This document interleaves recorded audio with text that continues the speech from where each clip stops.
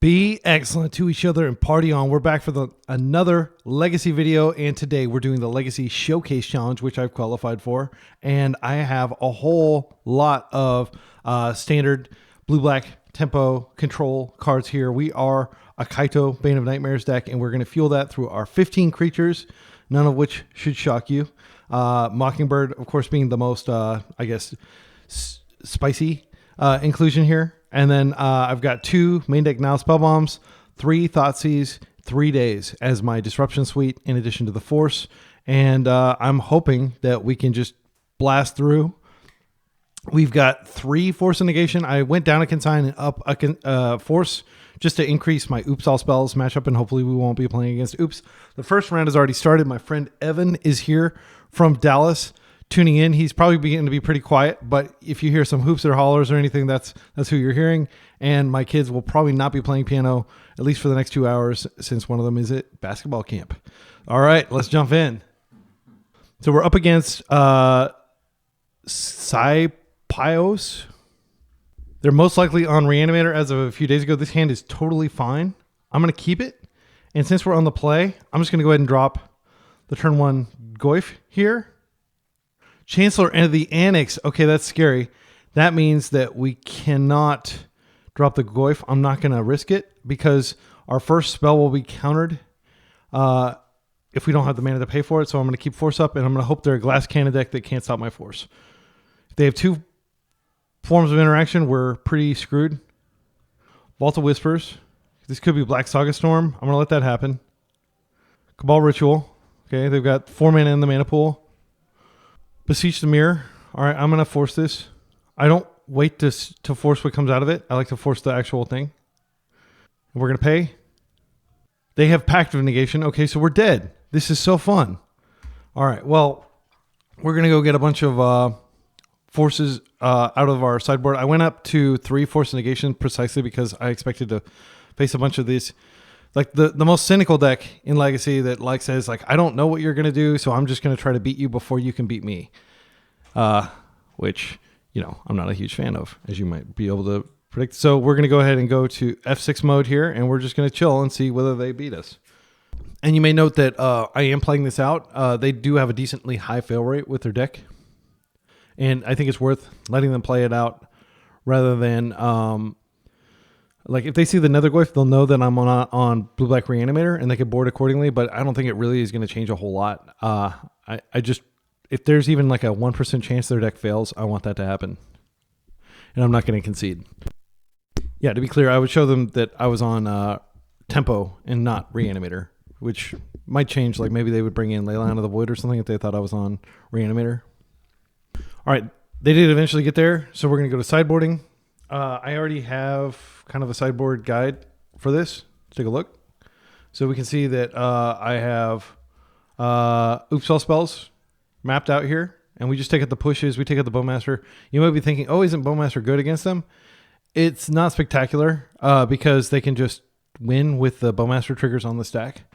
Just watch like Tony Scapone or the Epic Storm, like a lot of videos of them playing Necrodominance and plenty of instances where they win with the Bowmaster triggers on the stack. So let's go over here and let's talk about what we're going to bring in. I did pack 3 Force Negations for the occasion. I think we'll just do it like that. And then now Spellbomb doesn't actually do anything unless they pivot into a graveyard type juke. We could do. I don't think they generally want to be doing that. So I do think now Spellbomb is okay to take out, but it's possible. Let's take a look at the contemporary list. Okay, so here's one from like a week ago. We can see that they are playing in the sideboard just a bunch more disruption, like Leyline, Mindbreak Trap if they're in the mirror, I guess. That's pretty toxic that the turn 0 combo deck is also playing Mindbreak Trap. Yeah, I don't think we have anything to fear. I think we can safely take out these Spell Bombs, and then I'll take out one of the Orcish Bowmasters probably, just to increase my blue count. I think Consign's worth bringing in. It does stop Storm if we catch them early enough. So that could be these other 3 Orcish Bowmasters. The main reason Fatal Push comes out. That's the easy. So let's put these back in. I mean, technically, Hydroblast is not blank. I could blast a Volkult's Awakening or... Yeah, so I think that's better. So maybe we do that. I mean, if we do get to a situation where we get Harbinger of the Seas on the table, I don't think it's that strong. I'm not going to worry about it. I'd rather have a Bowmaster just as a clock. I'm not going to take out any lands. You can definitely take out a land. They're not going to go after your lands. But I think we're... Yeah. All right, so unfortunately, this is where like the insane... Like, this would be a great hand under normal circumstances. Normal circumstances don't apply. We do need a mulligan this. Sadly, this is the same situation. They can push through this. A single Daze is not going to hold them back. So we're going to take a disciplined mulligan to 5 here. And we do have the London mulligan. So they're beginning with 7. So this could mean a slower hand, or it could mean they just have the absolute nuts. Yeah, I'm going to mulligan. Sucks. Really sucks that this is how it's going. We have Consign. We have Nethergoyf. These can't even be cast if they have the other card, but these are 1-for-1 answers. So I think I am going to keep this, and we're probably just going to die. I'm not going to lie. We're probably dead. But there is a world in which we can keep them at bay, and maybe they respect the fact that we could have a force effect because we did mull really deep. But yeah, I think this is how we do it. And I'm just going to open with this. They didn't have the card. Chancellor, thank you. Evan's in the background helping me name the cards. Chancellor of the Annex. Okay, and they do have the combo here. And you could say, like, you should have kept mulling. So there's not a lot to be done here. We can consign the actual trigger, which is what I'm going to do, which is pathetic. I am going to do it, though. I think this is better than not doing anything. This will give us at least a Wasteland, and the next turn we'll have the Hydroblast up. They could just pact here if they feel confident. This gives us a chance to draw into a force, but the problematic permanent is still on the table. Yeah, they are pacting here. So, okay. So now we're going to see whether they can win. F6. And I'm not going to keep you in suspense. I'm just going to let you know whether we win. It's a frustrating start to the league. Like, I despise this deck with every core of my being. Like, I wish decks like this weren't in Legacy. When you have 7 force effects and you still lose, and again, maybe it's on me for not like mulliganing all the way down to 4, but like I've been in lots of situations where my combo player, my turn 0 combo, again, I don't want to say like all combo is bad. I think decks like the Epic Storm and like decks like that take a few turns to set up, Cephalid Breakfast, things like that. I think those are fine, but this is not good for Legacy, in my opinion. Stuff like this is not good because you shouldn't lose turn 1 when you are on the play and you have 7 force effects in your deck and you've got like 2 type interaction spells and stuff like that. Like, it's super frustrating to lose in situations like this. So I'll get off my soapbox and we'll just go to round 2. And I'll just show you the odds of having a force effect when you have 7 force effects in your deck in any given hand is 60%. So, there was a 40% chance that after I mulliganed, I still wouldn't have the force effect that I needed to be able to survive. And even if I did, I'd be down to 2 cards. And yeah, so like when you're playing 7 freaking forces, which I'm doing out of respect for decks like this. So my opponent is still just, resolving all their stuff. And this would be a great opportunity if we had more mana to Hydroblast this, but it wouldn't have mattered because, again, they had protected turn 1 both games.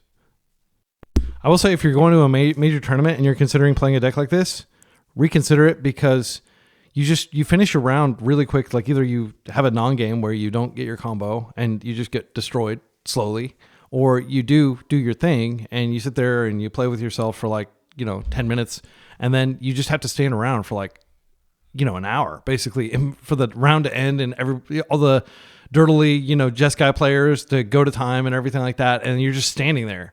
It's like, if you actually want to play Magic, don't play decks like this at a major tournament. All right, game on. My opponent fizzled. Thank goodness. Karmic Justice, which is an excellent Magic the Gathering card nobody plays anymore. Okay, so I think for round 3, we're doing the exact same thing. I don't think there are any changes. We just have to hope that our luck holds. We could take out a land to bring in the Harbinger just to have a higher blue count. I'm going to take out the basic island, and I'm going to bring in just another blue card. We really, really don't want to like be low on blue cards. All right. So we've been given a gift. Let's not screw it up in round 3. All right, this is a force hand, but I don't keep force hands with no lands. And you could say, oh, you took a land out. This is what you get for doing that. And the card that is in our hand is not, what's it called? So it's not the card I swapped in, which is Harbinger of the Sea. So I'll tamp that down there. Let's mulligan. Our opponent mulligans. We have a force hand. We do have the Harbinger, but this would just be a land. So kind of rewarded for bringing this in, right? All right, so let's keep this. We're on the draw. If they have interaction, it sucks for us. The card that's going back is going to be... This is a Surveil land. I like the Surveil land here. Then we just have a density of blue cards. So what we'll do is we'll pitch Harbinger, and then we'll have Borrower, which can be relevant. Our opponent mulls to 4 cards. Okay, but they can still win at 4 cards. Pact of Negation is a heck of a card. It's like if I could ban a single card, like if I could just wave my hand and ban a single card, I'd ban Sowing Mycoswan. But if I could ban a second card, it'd probably be Entomb. But if I could ban a third card, it would be freaking Pact of Negation. That card only defends people that are doing messed up stuff. And it's, kind of antithetical to, what... I kind of see where they might have been when they printed that card, but like it's not a healthy card. Okay, so they're opening with a land, which I'm going to waste just to restrict their mana. Hydroblast. Now I have a choice whether I want to waste or whether I want to hold up Hydroblast in addition. Hold up. They're still low in resources, but this is not the one that they use to really do anything. I'm going to waste it. They don't have that many lands. We're going to replay the turn, but now I have another even less likely. Okay, they had another one. Okay, so we're just replaying the turn. Drawing in a more interaction. Okay, Daze is great. So my instinct is to hold up Hydroblast and Daze here, and then instep Surveil, and ponder the subsequent turn and find a second land. Okay, let's Surveil. They're at 4 cards. Don't count them out. Do not count them out. Do not be like, all right, be excellent, did it. Like, I think we're probably like 60 or 70% to win here, but like worse things have happened. We're looking for land. Sorry, Kaito.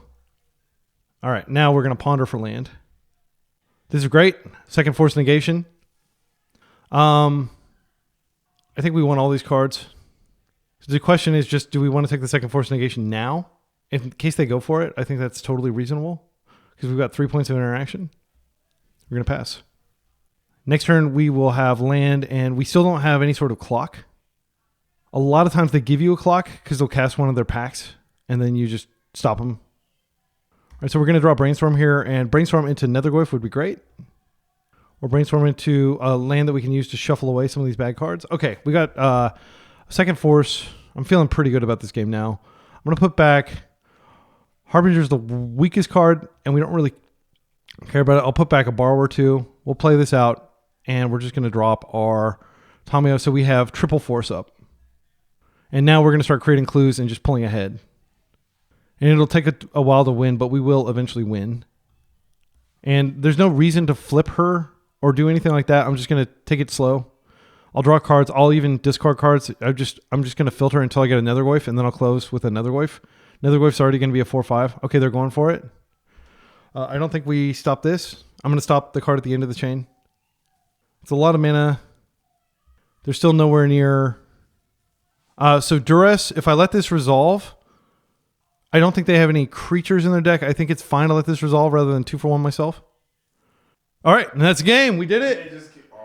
Come here, Evan. Give me a high five. My friend Evan in from Denver. Some karmic justice. Karmic justice. All right. No, seriously, wish well to my opponent. I hope they do well in the subsequent rounds, not just for tiebreakers, but genuinely, like, friends don't let friends play turn 1 combo. Play something more exciting and more interactive, please. All right, see you in round 2. All right, round 2, we're up against likely Eldrazi. We're on the play, which is nice. Let's see what we can get here. I think this is fine against Eldrazi. They could absolutely waste us. Because our hand is so black, I think it's fine to grab. I do think it's probably fine to grab the Surveillant, but I think we just blitz them. But I'm not sure that they're on Eldrazi. They could have switched to Moon Stompy, like they're both Stompy decks. I think I'm going to go ahead and get the Swamp to be sure. And if they waste us off, then we can't Daze. They could have Chalice turn 1. I think what I'll do is I'll open with the Underground Sea, And I'll just hang the X1 out here. I don't think this is likely to get killed. Then we'll get some more information. Next turn, we could fetch, we could ponder, we could even potentially daze or push something. I'll be happy if they're not playing combo. Even if it's Eldrazi, like I don't think we have a favorable Eldrazi matchup, but at least we won't be playing against some annoying combo deck. I mean, I guess we should play against combo. We should hope for combo because we have geared our deck to be able to beat combo. Our opponent is tanking on this Nethergoyf, which makes me think maybe they do have interaction in their deck. Like, I can't imagine forcing this being a correct decision, though. All right, Delta. So it's not Eldrazi, so I'm glad that I have the ability to go fetch a basic if I need to. They might waste us here. Just swamp. Thoughtseize. I don't really care if they take any of these cards. I'm not going to daze this. I'll just keep the daze around and play around it. Yeah, it pumps my Goyf, whatever they put in the bin. They're doing 2 damage to themselves, which helps my tempo plan. I think they're likely doing some sort of unfair thing because they went straight for the basic swamp. But this could be a mirror type. Man, that's a gnarly looking swamp from Shadowmoor. They took Bowmasters, so they're probably playing blue. But that is nice because the Goyf, that was the hardest card in my hand to cast. So I have an option. I think I'm going to go ahead and fetch first. I don't expect Blood Moon or anything like that out of their deck, so I am going to go ahead and get the Underground Sea here. And then next turn I can get the Surveil if I want to. But I want to keep a mana up just in case they do have Daze. And I need to grow the Goyf before I attack. We're going to be trying to push damage as quickly as possible. They could be multi-queuing, which is crazy because this is like the biggest tournament online of the season, basically. I think there are like 2 of these. Or maybe like 4 or 8 of these a year. So I would not be like also playing some modern event while I'm doing a legacy showcase challenge, but they are stopping for quite a while in between plays. So we're going to go ahead and ponder here. This buffs the Goyf and it gives us some selection. And again, I fetch before I ponder just in case I want to keep multiple cards. I can shuffle away one of the cards next turn with Misty. So I like to preserve optionality. So what am I looking for here? Probably like a Force would be good to go with my Daze just because they might be able to overpower Daze if they're a combo deck, but they probably won't be able to overpower Force. If I find a Spellbomb, I'm going to just snap play that out because a lot of degenerate black strategies do involve using the graveyard. One deck they could be on would be like, Ad Nauseam Tendrils. That's not a well-represented deck, but that is absolutely a deck that could open this way. These cards are pretty terrible. Brazen Borrower is an additional, but we have everything covered. I think I am going to just shuffle this. Okay, another Fatal Push is not the worst if they are a creature deck, but we'll see whether they're a creature deck. We do have an ability of turning on Revolt, so if they just like Dark Ritual into like Shieldred or something like that, we can take care of her. We've got 3 types in the yard, and we haven't put an instant in there, so we will be able to bring back Goyf, probably, if they're able to remove him. And that's one of the reasons I love Goyf so much. Is just I love recurring Goyf. It feels so good getting card advantage and just continuing to apply pressure even after your opponent has removal. Troll Cycle. Okay, so they're on Reanimator. That resolves. So they may have their own Bowmasters. That would make sense. Why they took my Bowmaster. Okay, there's the blue. So I think they may have Reanimate, but they may need to play it around what we're doing. If they do Reanimate, that's a lot of damage that they're going to be taking. So we have, I think we go ahead and play this out. And I'm also going to play this out. And just in case, actually it doesn't buff if they kill this. Being on the play is a huge asset here. So we're going to come in for a hug and we're just going to pass. They know about the Daze. They don't know about the second Fatal Push, but they know about everything else. And we have Surveil, which I could have surveilled there to potentially, make it stronger. Another Troll Cycle. So they're going to have a lot of mana. I don't think our Daze is going to be consequential anymore, but it did buy us a turn. I'd love to find a Brainstorm and just shuffle away Daze. It's pretty bad in the matchup. This is a Brainstorm. I'm going to let that resolve. It buys us some time. This means that after they've made the land drop and everything, they can reanimate, but they can't animate dead. But they could find Entomb and they could put a Trax in there. So I'm definitely in the market for my Nile Spellbomb. That's probably the best draw in my deck right now. Looking at 8 cards over there. All right, we're going to Surveil. Again, Brainstorm would be great because we'd not only flip Tamio, but we'd buff Nethergoyf and we'd be able to put back some dead cards. Yeah, well, like when you get these kind of try-hard events where everybody's serious about trying to win because the stakes are really high, like I think if you complete this, you get invited to this like more exclusive tournament, and it's like the highest level tournament that happens on MTGO for Legacy. You get people doing like, okay, what's the best deck? And the best deck is unambiguously Reanimator, so everybody plays that. Not everybody, but like a lot more people would play this, like Eldrazi players switching to this thinking that it's a favorable matchup and stuff like that. So this is pretty typical. I wouldn't be surprised if we played against 2 or 3 Reanimator decks today. And I do have family in town and a friend in town, so there is a possibility that even if I'm like doing well that I bail after a few rounds. This is a key. Yeah, I'm going to keep that because all the reanimation spells are sorcery speed. I'm going to go ahead and start with this. We can't Thoughtseize the top of their deck, and they do know what the top of their deck is. This is an Entomb that we can't interact with. So I think we probably have just lost. Entomb is a ban tier card, in my humble opinion. And not just my opinion, but like a lot of people that play this deck that we're talking about, like that we're playing against right now, have told me that they think Entomb needs to be banned. I haven't made a land drop yet this turn. I think I'm going to Daze this just to stop it. And then I can replay this to potentially buff my Goyf before I attack here. This is the best Daze is going to get here. But we're not going to let our opponent rearrange the deck when we've got a Thoughtseize on the stack. What they might do is force here. And that would be smart because then they can still brainstorm and save their reanimate spell. And then once they reanimate Atraxa, the game's functionally over. No amount of hemming and hawing from my side is going to change that. Reanimate could get back Troll. Beargoyf is actually the scariest thing, but if I put the Beargoyf in the yard, then they can just reanimate that, and that's a lifelinker. But I do have the Fatal Push, so I'm not too worried about Beargoyf. So I think the play is just take the reanimate, just don't give them the option, even though they are going to be very low in life. Let them create the... I should have played this out just in case. But like, if I found a Spellbomb, I wouldn't want to bin it anyway. Let's play this out. That goes in the yard. It's too late. Even with like the draw, I don't think it's good enough. We just have to hope that they don't find like an Animate Dead right here. Next turn, I can Clue Crack and I can draw to turn on Fatal Push. Okay, here's Beargoyf, aka Barry Goyf. I like to think of him going and getting a bunch of berries. All right, let's draw our card. We're looking for a fetch now or a wasteland so we can play around Daze, which our opponent has. Oh, unfortunately, yeah, we're going to have to... Yeah, so the option here, I think the correct play is just attack with Tamiyo here. Keep this back. And then we need to push this out of the way. Yeah. But then he can Daze. Yeah, so because he can Daze, I'm just going to attack with 1, and I'm going to be very patient here. Gotcha. You don't ever want this to connect. Let's go ahead and crack it. We're looking for, again, any fetch land.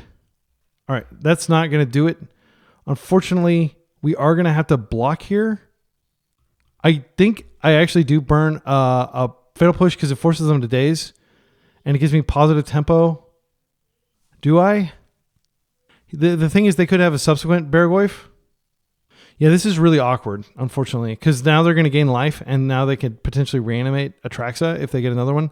So not being able to turn on Revolt to hit this around Daze was very consequential. And I don't think there's any mistake that I made that's led to this situation. But we just have to accept that this is how it is right now.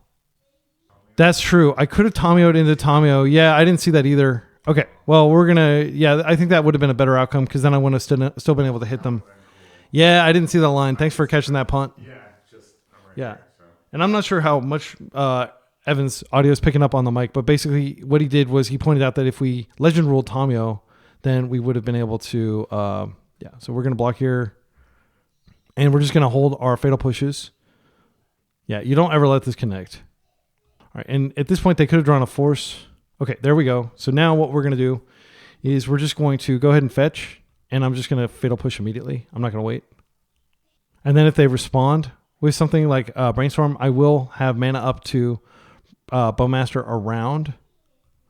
Okay, so they're forcing pitching Daze. That's fine. Now I'm going to go ahead and just Fatal Push again. They're down to 2 cards, but we don't have any pressure on them. So I think we attack here.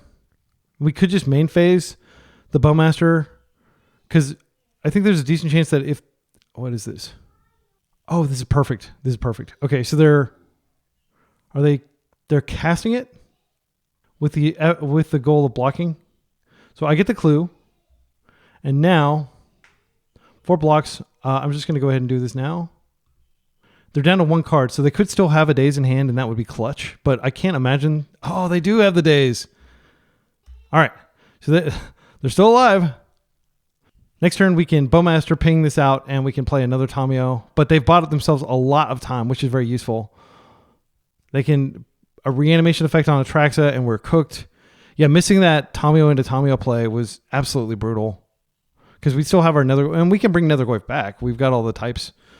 Okay, land for turn, swinging. So we know they have a land in their hand because they dazed.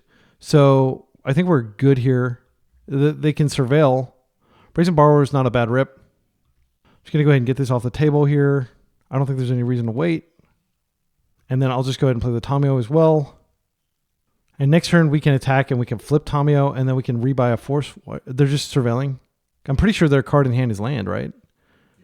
And again, they still have a lot of reanimation effects in their deck that outright win the game. So they were able to surveil a Daze away. That's a good surveil for them. Let's pass. And if any cantrip they rip, anything like that is pretty bad for them. But again, if they find Animate Dead, that's game, unfortunately. Yeah, okay, wow. All right, we got through it. And now things get better. Things are going to get better. All things getting better and better. If you ever watched Queer Eye, the original one. I haven't seen the remake. Just absurd, over the topness. So I think this matchup is actually really simple. I have a sideboard guide. Let's take a look at it.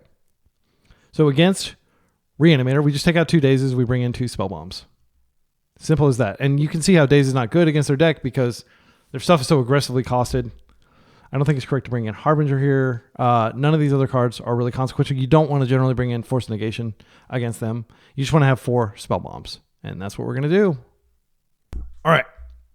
So let's go ahead and jump into game 2 on the draw. It's going to be a little harder this time. We're not going to be able to open and immediately start pressuring them with Nethergoyf.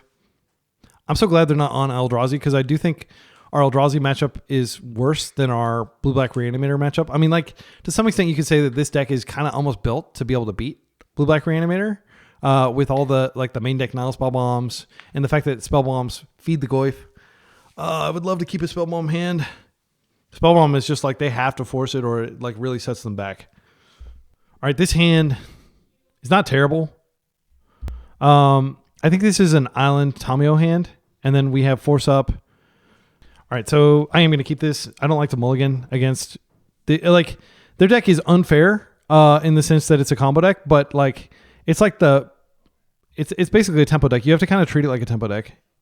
Okay, so we're going to play this out. My instinct is to wait on Tamiyo. In case they entomb, you just have to force the entomb. And you don't want them to daze your force. That's catastrophic. So we'll let them do that, and we'll just get our surveil here. And then hope that they don't have the waste. All right, there's the Underground Sea. Here's the entomb. Swamp Cycle, yeah. Okay, no big surprise there. So because we have Brazen Borrower, we can let a Reanimate on Troll resolve. But it is dicey because then we have to force something as simple as a Daze. Douthie. We have Fatal Push for that. I'm going to just... Do we want to not put this in the Void? I think we don't want to put this in Void. I'm just going to go get Underground Sea here. And then what I can do is I can wait until their turn and I can force with a Wasteland. Or I can... I can push with Wasteland out to ensure that they don't Daze it. I'm going to let it resolve. It's a good card, but it doesn't really impact our deck that much. Like, we have Nethergoyf, but that's it that uses the graveyard. We only have 3 Nethergoyf. I've kind of switched to thinking 3 Nethergoyf is fine, and you don't need the 4th one. Right. Land is not what we're looking for. However, it is great. So I'm going to go ahead and push this now, because we could die to just this. And I think there's a decent chance our Spellbomb gets forced. I would love for them to force here, because that means they're probably going to pitch Daze, which means that Nile Spellbomb will probably resolve. Unfortunately, I probably will have to force back because this card, like, it may look innocuous, but it's a pre-flip Delver that can do things like, you know, potentially they can just hold up force for the rest of the game instead of attacking you if you get a force in the void. All right, it's gone. I don't want to mess around. I'm just going to go ahead and play this out. Oh, thank goodness. Okay, I think we're favored now. And I don't really care about getting the card. I'd like to draw the card for sure. Baragorf would be annoying here. Is that what this is? Okay. So the fact that they didn't Daze or do anything, I think this is a force into a potential Daze. Because we can't be guaranteed that Brazen Borrower resolves. And we could be doing other things with our turn other than casting a Brazen Borrower and then they just recast it. So I'm going to attempt to force here. And I think the card that we pitch probably has to be Brainstorm. We don't need to put back any of the cards in our hand. Our hand is fine. But we do... Okay, great. That just worked. Okay, now I think we're doing pretty well. Okay, I'm going to go ahead and play out the Nethergoyf so I can start beating, I think. Alternatively, I could play out Tamio. Nethergoyf getting pushed is not a big deal. Tamio getting pushed is a big deal, but we had the mana for Clue. I think it's Tamio, and let's bury them in card advantage here. And if Tamio dies, then Nethergoyf arrives bigger anyway. We're never going to use this Wasteland, by the way. You may be looking like, oh, is he ever going to waste? No, we're not going to waste. We don't waste in this matchup. It's one of the reasons I cut the Daze. This is unfortunate. We can't get any value out of this, but like this Baragorf will destroy us. They could be walking us into a line where they just do something else later. I'm just going to do this. So we did get the Troll and the Douthie out of their graveyard as well. And we got an extra type for Nethergoyf. So now they can Entomb Reanimate. Yep, here it comes. And if they have exactly Entomb Reanimate, we are screwed. And like, I don't think it was wrong to get rid of the... Okay, so we do have Brazen Borrow, so I'm not going to scoop, but I think we've lost. Because a single Daze or anything like that, and we just lose here. They refill their hand, and this is the power of the deck is Entomb. You ban Entomb, this deck becomes unplayable. But it's so powerful because they just need to play like 2 monsters in the entire 75, and then, you know, they can always find them with Entomb. So it's kind of like a Mystical Tutor type thing. Like Mystical Tutor got banned because it allows you to play 1 ad nauseum in your deck, and then you could just go get it for 1 mana whenever you needed to, and you could just have all good cards, and you wouldn't be drawing, you know, ad nauseums. So they chose Wasteland, Douthie, Voidwalker, and Brainstorm. Okay, so what we're going to do here is we're going to borrow this out of play, and then we need to draw land because they're going to waste us. So let's go ahead and pull up their cards since we have plenty of time here. Wasteland, Thoughtseize, Douthie, Brainstorm. Okay, so that is the 4 cards that we know of, plus 1 unknown. All right, so I'm going to go ahead and attempt to just borrow this out so I can attack in. And if they Daze this or force this or anything like that, we can just scoop. They don't have a Frog in their deck, so having this in hand is pretty awkward. They're never going to be able to produce the mana necessary to be able to play it out. So they could Thoughtseize themselves and then reanimate. They could Brainstorm this away. They could even fetch, put the trigger on the stack from the Surveil land, and then Brainstorm this back on top and put it in their graveyard that way too. That's an advanced play that I would expect our opponent to know about. Animate to the Dead to the Yard, which will grow their Baragorf that they eventually cast. Let's go ahead and attack for our Clue. I expect to get Wastelanded off of all colors this turn. But what we did, everything we've done has been necessary, in my humble opinion. You could argue that the Baragorf was not necessary, and in fact, we would have actually drawn a Fatal Push, but we didn't know that we were going to draw a Fatal Push for Baragorf. And we didn't know that they had Entomb Reanimate in their hand and that we were unlocking that when we Spellbomb them. So I don't regret the decisions I made, but they are not working out. Brainstorm. Thoughtseize. They're probably going to take Ponder. Oh, they're Thoughtseizing themselves to get Atraxa in the yard so they can re-Atraxa. I think we can concede. Yeah, that sucks. And that's the line, like one of the lines I identified as winning the game. Yeah, surviving 1 Atraxa is pretty bad. Surviving the second one, pretty impossible. All right, so I don't think we change anything on the play. Daze is slightly better, but again, we're not really pressing with Daze. I like the fact that we're able to keep all 4 Fatal Pushes in play in the deck. Baleful Strix is consequential because it does wall Baragorf. I think we just run it back. All right, and you may be asking, like, why not bring in Daze? You're on the play. I genuinely just think that, like, trying to daze them out is fruitless because they have effectively, like, even though they only have 17 land in their deck, they kind of effectively have 21 because of the trolls. And so they're always going to have tons of mana, unless that, like, it's extremely rare that you would wasteland them and that would be the game. I don't think that's ever happened to me. Okay, this is a shaky keep because of the existence of Wasteland in their deck. They probably have 3 or 4. I think we mulligan this. Otherwise, decent hand. This hand is better. We can play on basics. I'll put back one of my lands, and I'll just keep a backup Tamio. We don't have any disruption whatsoever, so we really have to rely on Tamio kind of like getting in and getting things done. I'll put back the Marsh Flash just in case I need to fetch second, like an Underground Sea, so I can have, Brainstorm into Tamio. But like Brazen Borrower is pretty good because it can buy us time and it can return like just like last game. But usually you're closing the barn door after the horse has gotten out, right? With Atraxa, like they've already drawn the 4 cards and you're putting it back in their hand where they can potentially, just Thoughtseize it out of their hand and then reanimate it again. It's not the same as being able to like straight up kill it, but the problem with Reanimator is traditional ways of killing creatures only feed into their plan. Okay, so they're starting with 7 cards in hand. We are starting with 6. We are disadvantaged, but we are on the play, and we are going to just open Tamio here and try to get the tempo. So Evan asked, would I ever do an aggressive Brainstorm line? And Evan does play Legacy, but like he's relatively new to the format. He plays a lot of Draft. So what I would generally do, I would not generally aggressively Brainstorm to get Tamio flipped in this matchup against, say, like Karnforge or 12 Post or even maybe Eldrazi. I think that could work. But their deck probably plays some number of Brazen Borrowers, and like you aggressively get Tamio up to like as high as like 8 loyalty, and they just Brazen Borrower, and you've accomplished literally nothing. It's much better to have the clues, in my opinion. And then what I do is I'll hold Brainstorm up as a way, like if they fatal push her later, I can save her with Brainstorm and still get some value from her. So I kind of use Tamio in that way usually. Our opponent is taking forever to resolve this, but this is the final round or the final game. So maybe they can afford to burn a little clock. They've got 10 minutes on their clock.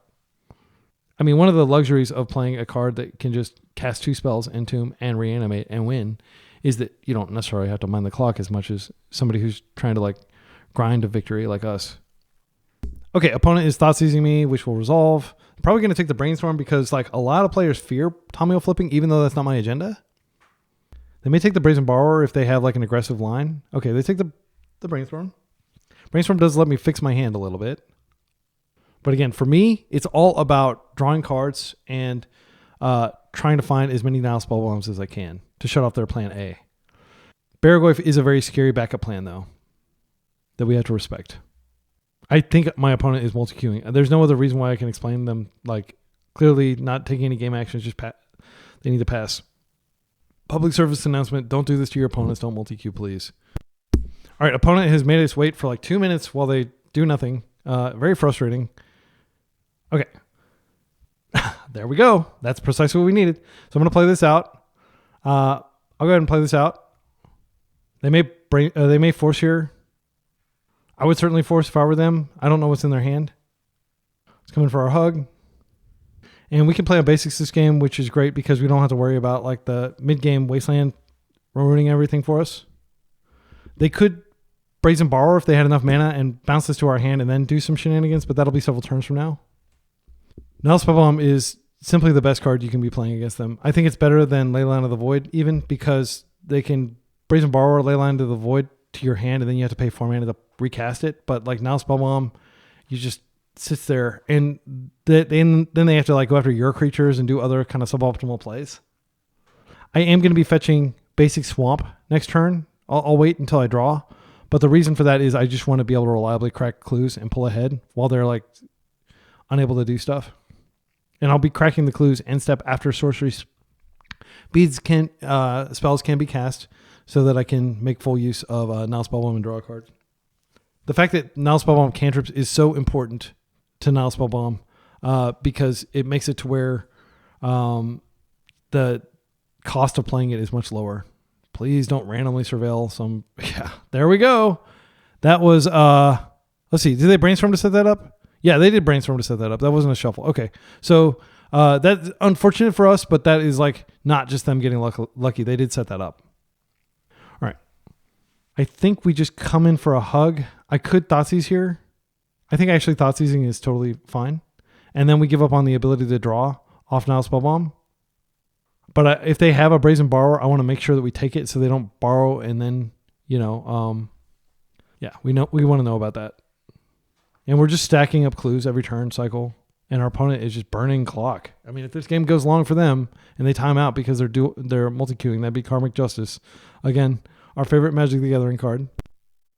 Whenever a spell or ability an opponent controls destroys a non-creature permanent you control, you may destroy target permanent that opponent controls. Tit for tat.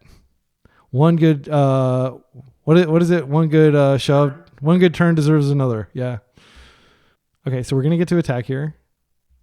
We're going to get to create our clue. And I'm not going to wait. Like, if they have Nethergoyf in hand, that'll be another thing that I want to take out.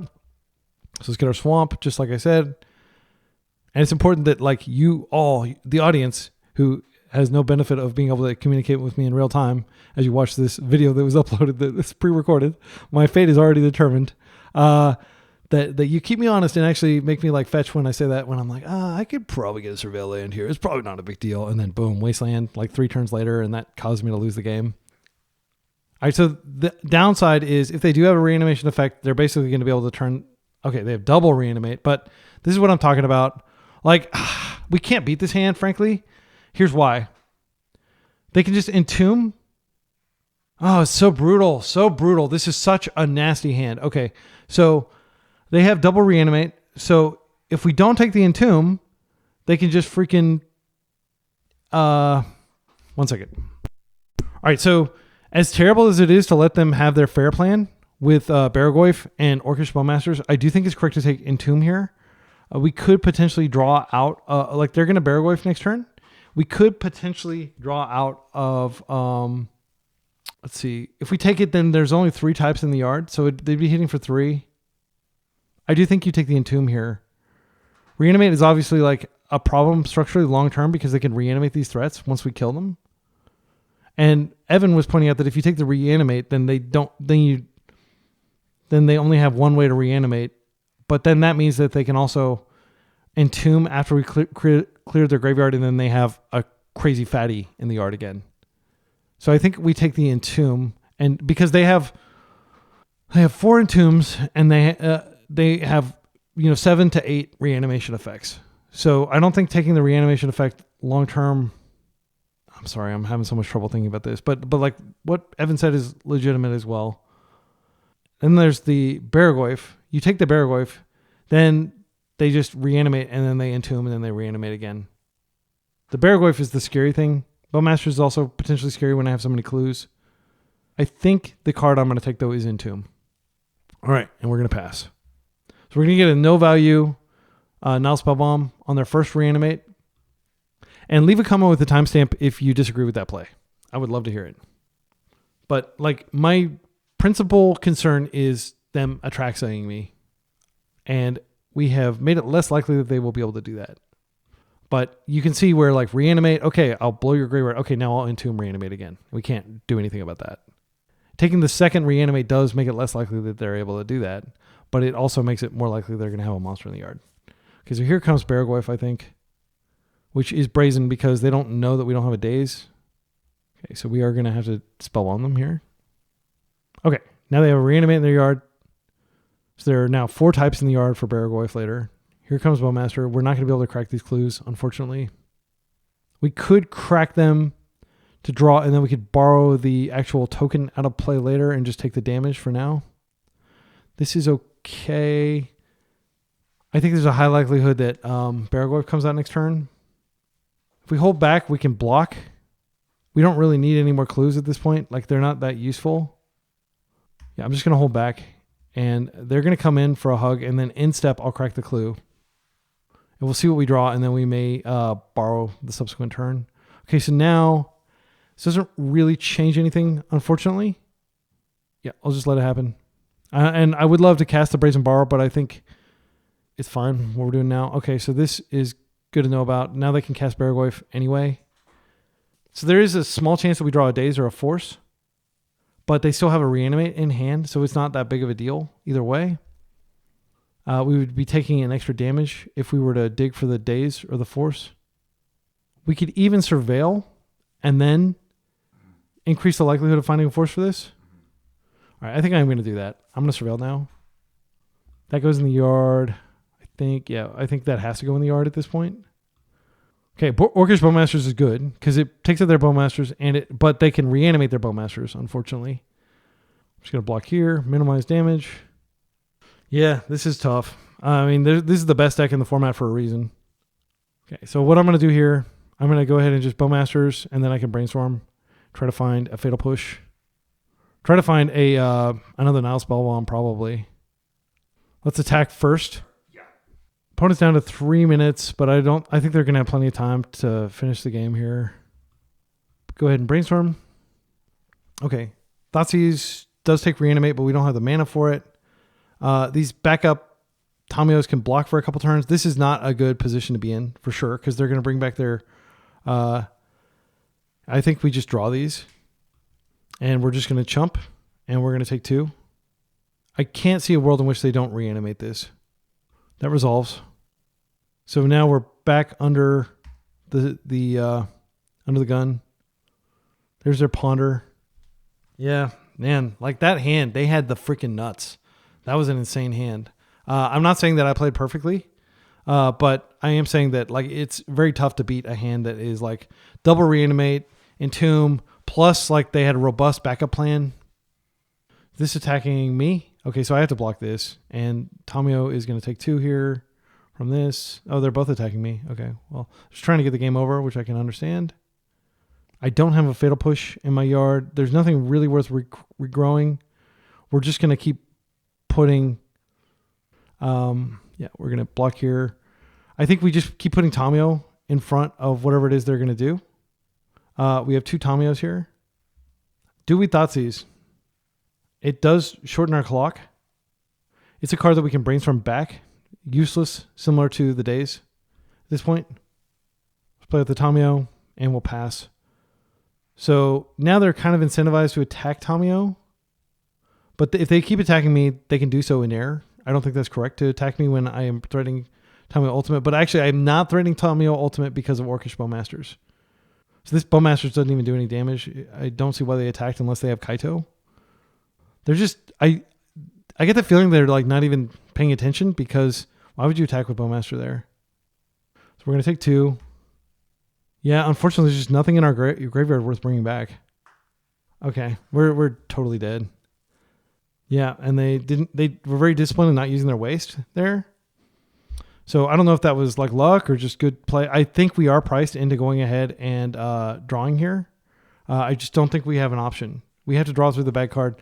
Tamio can come out next turn and block one of these, but like the other one's going to connect. Yeah, I'm gonna go ahead and do this because we're dead if we don't do anything. It sucks, but we're dead if we don't do anything.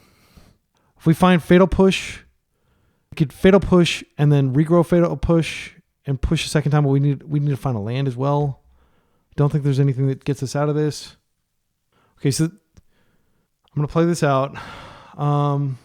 We plus here. It doesn't save us from death because they're gonna hit for 10. Tamio doesn't save us from death either because they're hitting for 4 plus 2. Actually, it does save us from death. Keeps us at like 1.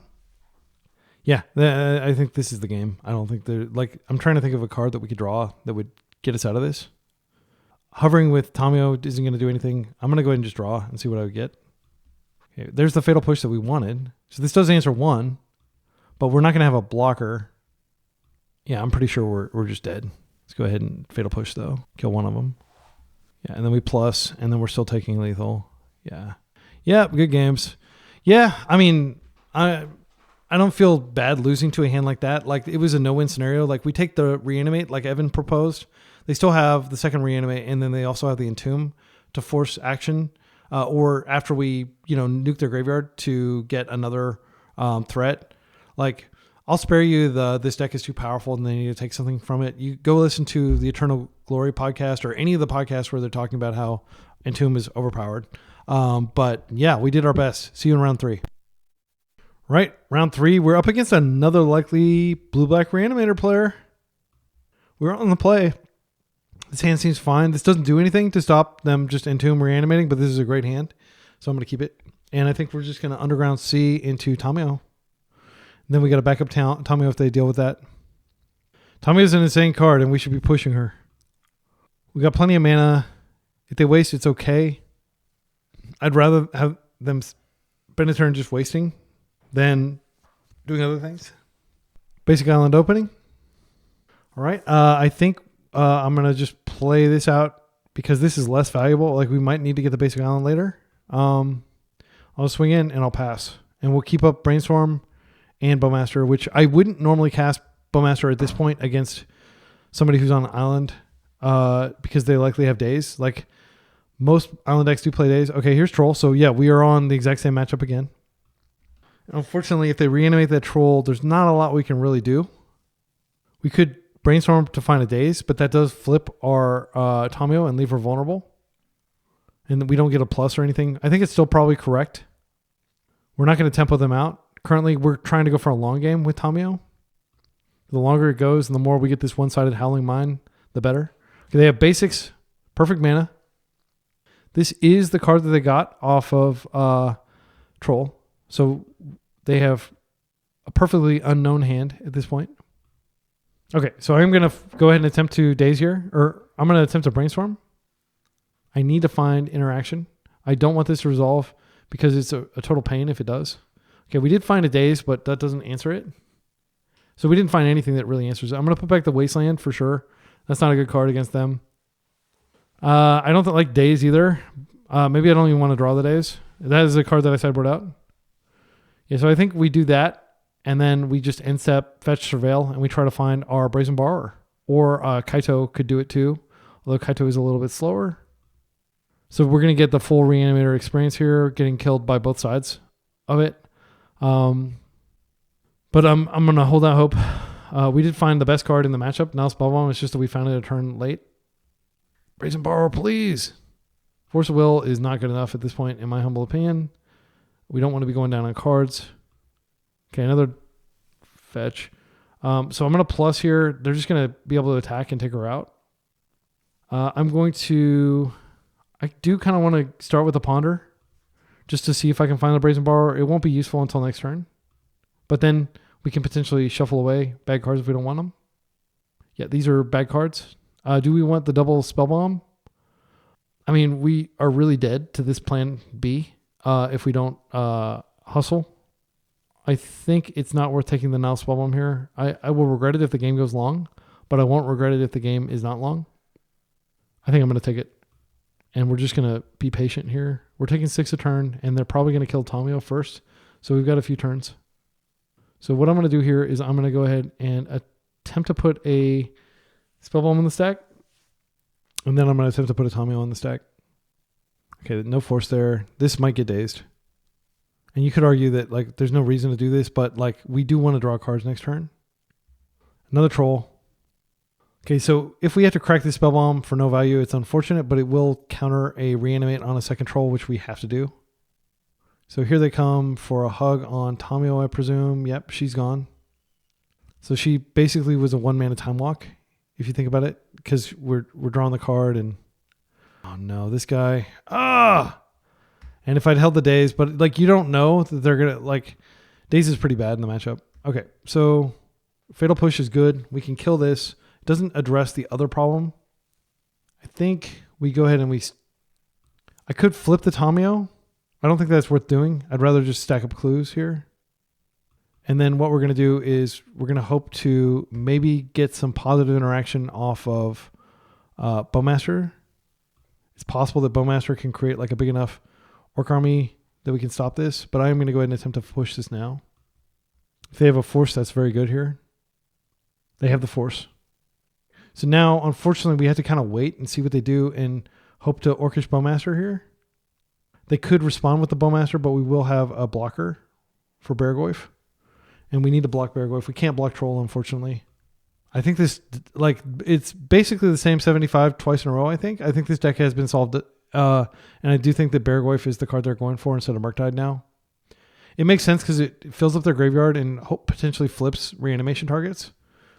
All right, if they have a second force, we're completely screwed. But I wanted to give them an opportunity to potentially cast a cantrip or something. They have double days, that also does it. And we'll be so far behind that the game is functionally over. They're going to get a bunch of life here. So that makes tempoing them harder. Okay, this is their Bowmaster probably. Okay, Undercity Sewer. Dodge the land. Okay, so yeah, we're just going to keep this on the table. I don't think there's any reason to clear the yard right now. I mean, we have another one. So you could argue that, like, you know, we're just getting a card. Is that worth it? We have these clues that they cost 2. I'm just going to wait. Okay, another land. That's not great. So I think the attack is Tamiyo, and then we can decide whether we want to flip her. We can flip one card and see what that does. But flipping her is just asking for her to die, basically sending her to her death. Okay, that's a terrible draw. So we have to chump here, effectively. If we drew another Fatal Push, that could work. I'm almost certain that they'll just send one of their attackers at her, though. They can just send this at her. So Evan pointed out that we could just nuke both of our graveyards, like nuke their graveyard, nuke ours, but then we would have an artifact in the graveyard, and you know, I think they could pretty quickly rebuild, and then we'd be vulnerable to their plan A. So I don't think that that's a viable option here. I think what we really have to do is just take 6 and then take 5, or just block here. So we could go down to 5 if we flip Tamiyo here. I think it's actually totally fine to flip Tamiyo here, considering that we have nothing else going on. They have 3 cards in hand. We could still potentially Spellbomb them next turn and draw a card if we need to. I think I'm going to go ahead and do this and flip her. Fatal Push, please. Okay, not a Fatal Push. All right, and we've already played our land for the turn, so I'm just going to plus. Yeah, I mean, this is unfortunate. We're getting completely destroyed here. I could have played out the Nile Spellbomb. I'll just play another one out. Like if, yeah. So this is going to kill both. We lose both of these. We are desperately treading water here. And leave a comment with the timestamp if you disagree with this sequence of plays. But I'm just trying to stay alive and find a Brazen Borrower. Another Bowmaster gives us 2 more turns from Beargoyf's Wrath.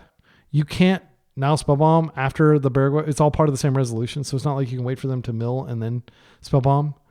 So they could get like a Bowmaster. They get any number of cards back. So I think we're like maybe like 2 or 3% to win this game. Okay, and then they can take our Spellbomb.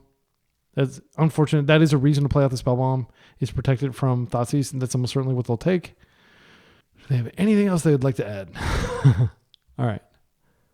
Okay, that's a bad draw. I'm going to go ahead and crack the clue, and then I'm just going to see what we draw, and then I think we can probably... Okay, so... And I could have drawn a Spellbomb, but like at that point, we're like so far behind, and their plan A, it comes live again. Okay, so we're going to do the same thing we did last time. We're just going to take out a couple Dazes on the play even, because they're just... It's pretty bad. Like you could say, well, you could have dazed that Beargoyf if you kept it around, but I generally, like, we're not doing anything to disrupt their mana because we can't really waste them because we need our own mana, and it's not what our wastelands are for. So again, my thinking is even on the play, taking Daze out is okay. Well, we could take out some forces. Okay, so let's say we take out the forces on the play and we bring the Daze back in. Then we could, in theory, like bully their mana a little bit. Force is not a great draw. You don't want to 2-for-1 yourself against their value deck. Yeah, I think we do that. All right, this hand is a keep because we have the Nile Spellbomb. And that's as simple as that. Like, you keep hands that have Nile Spellbomb. You hope that they don't have the force for it. They force, then they can just Entomb Reanimate and run you over before you can find your second Spellbomb. Spellbomb is a very good card, though. We can even just start with, like, the basic. Play on basics. They're mulliganing to 6. We might be able to win this game. Double Bowmaster is very welcome here. But I don't know that this wasteland might be consequential. We'll see. Doesn't matter what land you lead on. I'm going to play the swamp next turn. And we're going to be patient with our Bowmaster, and we're not going to play it in the Daze unless they get a swamp here. That's fine. And generally you want to cast the second Bowmaster, so you want to wait till they have a Bowmaster out and then cast it, but they may only be playing like 2 Bowmaster, and we do want to close the game because they have, sadly, a better end game than we do because they have reanimates, so they can reanimate their Barragoyfs and stuff like that after we kill them. So we do need to kind of be the aggressor here. All right, so they shuffled. This might be the rare situation where we can get away with wasting them. I'm going to do it. Let's see if we can cheese a win. They play 17 lands. They deserve to get mana screwed from time to time, but they so rarely do. Okay, they found another land, so like that didn't matter. But we had plenty of land. It's not like it was a bad play. So we could keep a Bowmaster if we Daze here. I think that's probably okay. Daze is not going to get a lot better. And then if they Daze back, that's okay too. They can't Daze back because we have the blue floating. Yeah, I'm not sure how I felt about that play, but like I think Bowmaster is going to be a good card in this matchup. So now we can just Tomio here. I think that's correct, even though we're giving them some Daze equity. All right, that worked out. All right, they have lots of mana. So this is the thing, like they have 17 lands. This is why I was saying like it's not generally good to waste them. Douthy's fine. It's unfortunate, but like there's nothing we can really do about it. It is notable that you can't draw a card off now Spellbomb while Douthy's out because this doesn't go to your graveyard. So I'll try to remember that. Okay, so I think we could ponder to try to find a Fatal Push here. I don't think they have Daze because I probably would have Daze last turn, but they did get a draw step since then. Let's go ahead and ponder. And then we also have the option of fetching to clear bad cards from a ponder if we don't like these. Mockingbird on Douthie is pretty powerful. We would probably win the race. And Netherglyph's not bad either. So we take the Netherglyph this turn. The next turn, we play the Mockingbird. And we can even protect it from... and then we'll fetch away that other card that we don't want. Yeah, the reason Mockingbird on Douthie is so powerful is because it shuts off their graveyard. They get a Netherglyph if they want. If they want to Daze this goes into the void. They do have a Daze. Okay. I think that's okay. It's unfortunate, but it's okay. I'd rather them do that than disrupt what we're going to be doing later. So I got my clue. I'm going to pass. Unfortunately, I don't have black up for Nile Spellbomb, but again, it doesn't matter because they have Douthie. They're going to come in for a hug. They get the first crack. All right, we just have to hope that they don't have force. Yeah, if we have our Douthie out, like it's going to be so devastating for them because we can Spellbomb them and like remove their graveyard. And they're not going to be able to put anything new in their graveyard. Mockingbird will be very strong here. And also it'll be a 3-2, so it won't die to a Bowmaster ping. And it'll be flying and shadow. So it's like double evasion. I hope they let this resolve. And they still don't know our hand because we Daze the Thoughtseize. So they don't know that we have double Bowmasters. Which a lot of people are like, oh, get the Bowmasters on the table. Like we're going to be watching them cantrip and do stuff like that around Bowmasters because Bowmasters is still in our hand. It's just an unfortunate thing. But don't let yourself like get Bowmaster regret. Like where, I should have Bowmastered a long time ago. Look at how much damage I would have done or something. Because they probably just have their own Bowmasters or Fatal Push or something that'll disrupt your Bowmasters anyway. Bowmasters primarily you use it as removal for opposing Bowmasters. And as something to punish cantrips as a secondary consideration. Okay, so they are attempting to Daze here. And I'm going to fetch. Do they have a second Daze? Okay, we're going to go ahead and get the Underground Sea here. Daze can resolve. You always have to fetch, by the way, before. Because once Daze starts to resolve, you can't fetch. Do they have another Daze? They had 3 Dazes. That's brutal. All right, well, we're back on the ropes, but they have, a pretty jank hand if they've got 2 lands in it. Yeah. We do need to answer this Douthie somehow. We can double Bowmaster ping it, but again, that presumes we get more land. Yeah, they're going to put a Bowmaster in the void. That Bowmaster, it might be worth sacrificing Douthie for. Yeah, just brutal. And now they cast their cantrip. So our life is dropping here. But we do have the Bowmasters. I think it's probably safer in our hand than casting it out. Because they've already used 2 of their likely 3 Thoughtseize. They might play 4. The deck is not solved. I said earlier it was solved because like they're using Barragoyf as the threat, but the exact mix of like Dazes and Thoughtseize and stuff like that is still up in question.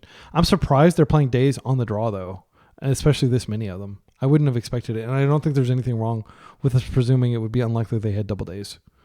We did kind of get a 2-for-1 for it, but like Mockingbird, let's not kid ourselves. That was like one of the best cards on our deck right now.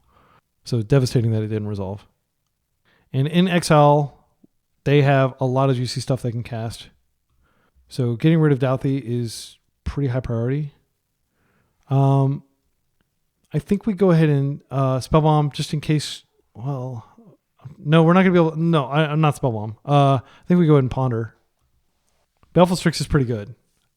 Unfortunately, Baleful Strix does flip Tamio, but it does also hold Douthie in stasis. So Baleful Strix cannot block shadow creatures, so that was wrong. I don't think Daze is going to be a consequence here. Daze could protect against the 4th Daze if they have it on Bowmaster. I think we're better off shuffling this. I mean, Baleful Strix is totally fine. It stops Barragoyf later, but it does also flip our Tamio, but maybe flipping Tamio is okay. Yeah, I think I'm going to do that. And then we will draw the Undercity Sewers and we'll play it out to get rid of the Daze. Oh, we need to attack first so we can create a clue.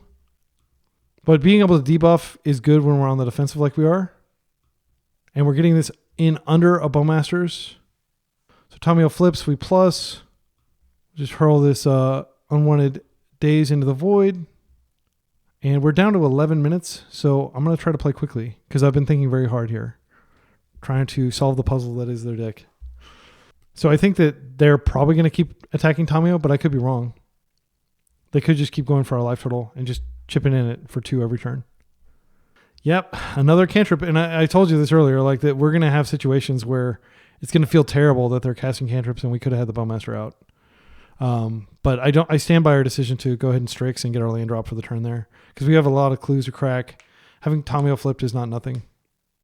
But they are going to be able to put back lots of like redundant lands because we know they brainstormed 2 lands back to their hand. They played one of them out, but they might have additional lands.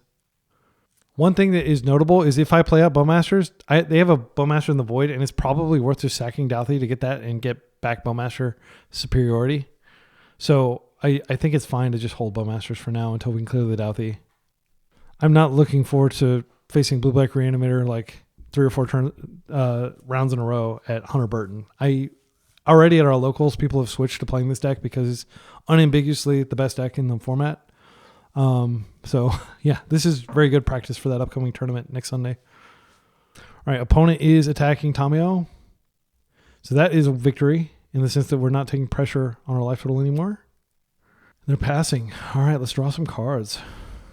Nazis is good. Yeah, we're going to plus here. I'm going to go ahead and just start off drawing a card. All right, that's clean.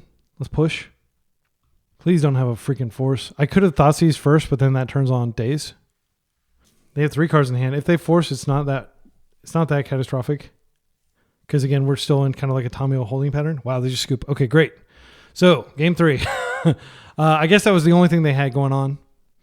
Mockingbird, how good would Mockingbird have been? Do we make any changes? Well, I think the Daze, as I showed you, like wasting them just doesn't work. But I don't know, force. I think force is better on the draw for sure. And I think that's it. Let's go. Again, we're pre-boarded for this matchup. We're a deck that in theory has like a somewhat favorable matchup, but it feels just like a 40-60 matchup from our side of the table for sure. This is a keep. It's not a great hand, but it's okay. And I what would make this a great hand would be an Spellbomb. And maybe we can find one with a Ponder. Yes! All right, so we play this out. They could just Daze, and then they could even Entomb. I'm going to do it, though. I'm going to play it out. I'm going to Swamp. Actually, I could Island, and that way it looks like we're holding up Daze. I think we do that to make them respect it. I fully expect to force protecting this. Okay. That is a coup. We are slightly favored now. This is by far the best card in our deck against them. We have 4 of them. And we may just have to no value counter or reanimate with now Spellbomb. If they reanimate here, I may actually just force. We don't have an answer for this, sadly. But if we force, we'll probably get dazed. I think we need to just dig for an answer. So they've opted to... Oh, well, that works. I'm going to not waste any time. I'm just going to go ahead and push this out of play. I don't like dealing with it. Let's get our Swamp. And then afterward, we still have to hold up probably land. We probably have to hold the land up for the entire game. Just to respect Daze. Sadly, I don't have Daze, so yeah, I would have had to force to ensure that that died there. I think it's okay to play out a Tamio here. Yeah, I'm going to risk it because I want the forward momentum of creating clues. Okay. And now our force is not protected. It's not Daze protected. And we know they play a lot of Dazes. This is great. Please spend your mana on cantrips and doing things that are not killing me. So I can. So if we make it to the mid game, we're favored. But if it makes it to the very late game, we become unfavored because they start hard casting trolls, and Barrowwife starts coming out and ruining everything. But I think I'm feeling okay about this game. Second land. Don't do another Douthie for me. Fatal Push is fine. She goes to her yard where she feeds Goyf. Reanimate. By all means, this is a misplay. You don't reanimate your opponent's Tamios. Because now, like, Brainstorm, and they're giving me a flip Tamio. So, my instinct is to just drop the Goyf and get the clock going. And hold force. Yeah, I'm going to do that. They can get clues and stuff. I can potentially Bowmaster later. I want to get my pressure on. And Nether Goyf is the way we do that. I'd love to ponder instead of having to force here, but I do want to hold up force just in case. And the reason is I would like to buff Goyf. I think we let this resolve. This bad part is that they could potentially like target something in my graveyard. But yeah, I'm going to let them do 2 damage to themselves right now. They'll probably put Ponder in there. But maybe Bowmaster. If they reanimate Bowmaster, it's such a beating. But I think I just have to let it happen because I can't allow them to... if they reanimate Bowmaster, we're still winning with Nethergoyf. Because I can Thoughtseize and instead of Ponder. And then I can just hold up Force. And then I'll have a 3-4 hitting in every turn. Okay, they did take the Bowmaster. All right, they didn't have a reanimate. That's great for us.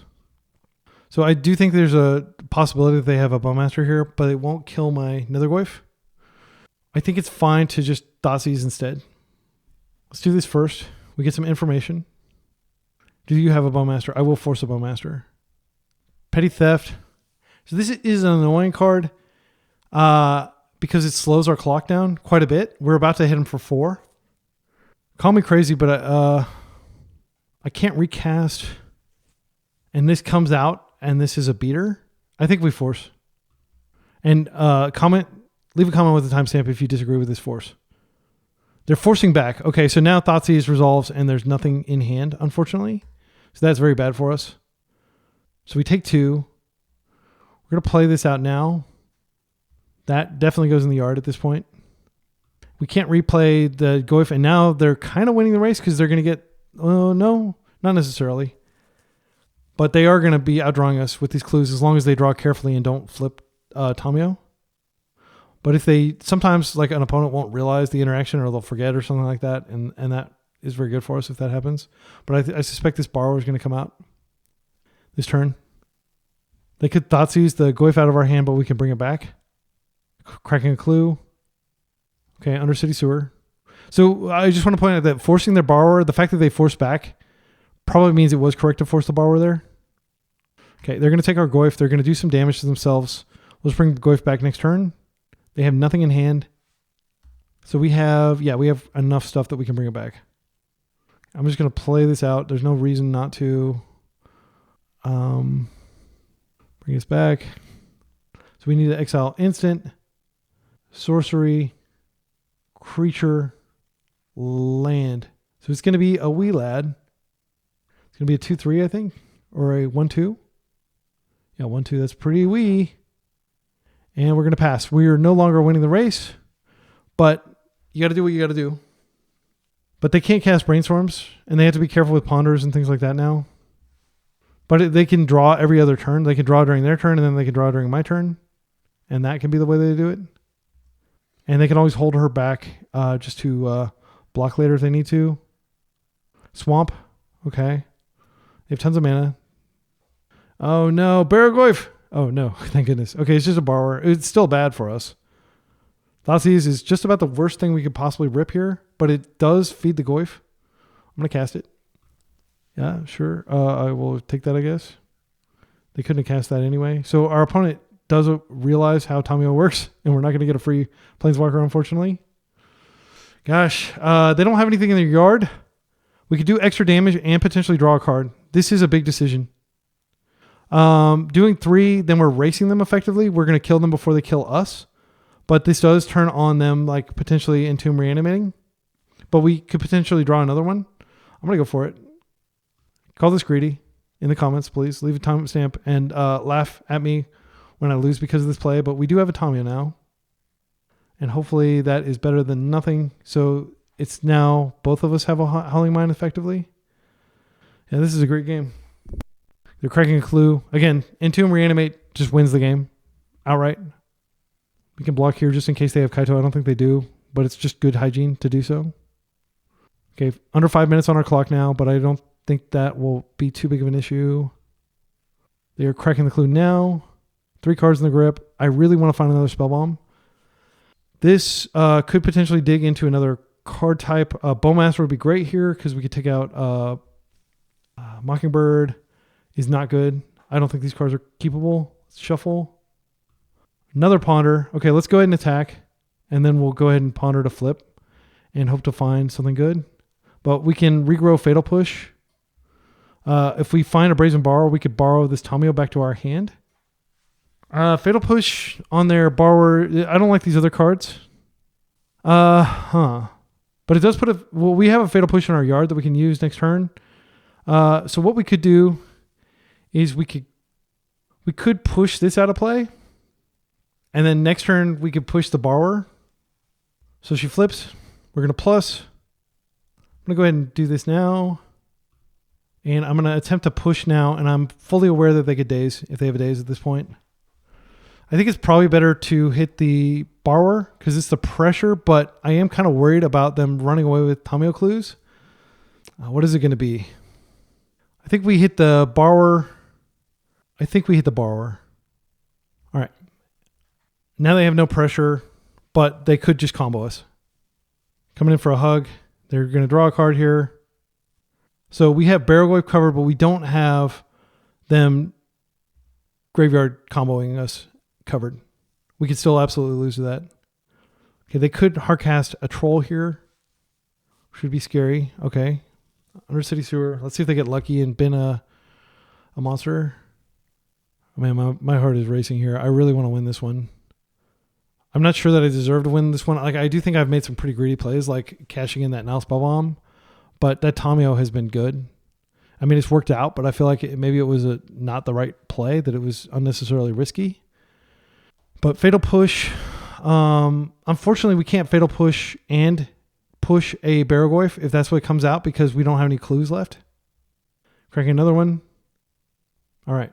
I don't know what they have, but I suspect they have something to deal with Nethergoyf.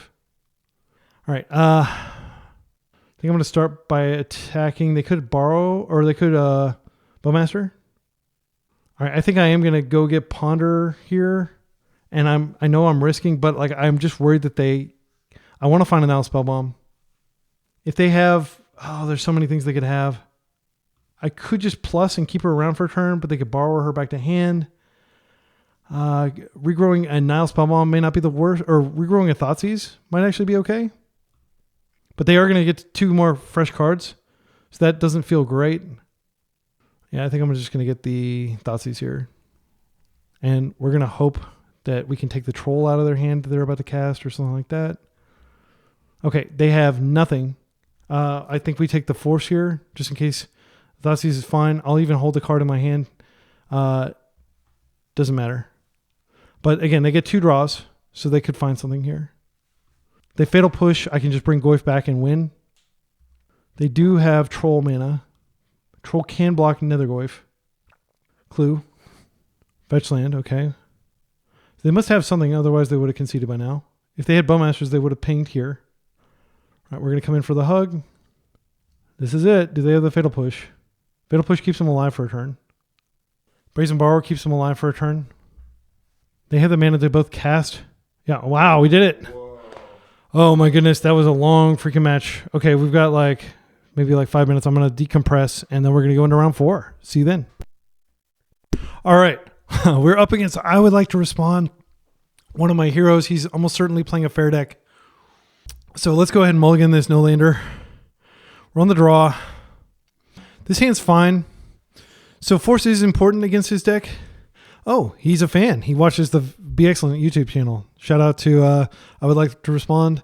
I think we don't need the second borrower. I do want to keep a Force just because he does have like usually lights out important cards that you want to force.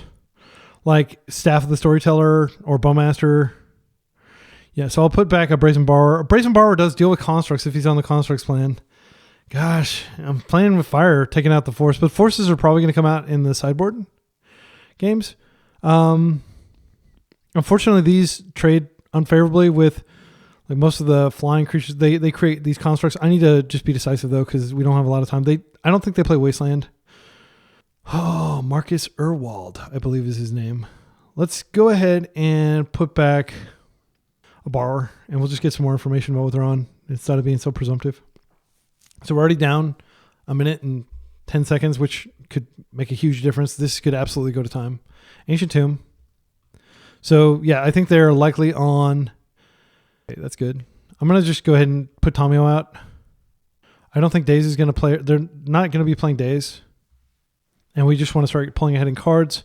This also has the benefit of getting Kaito on the table, which Kaito is the best card in our deck. Okay, Island Cycling is fine.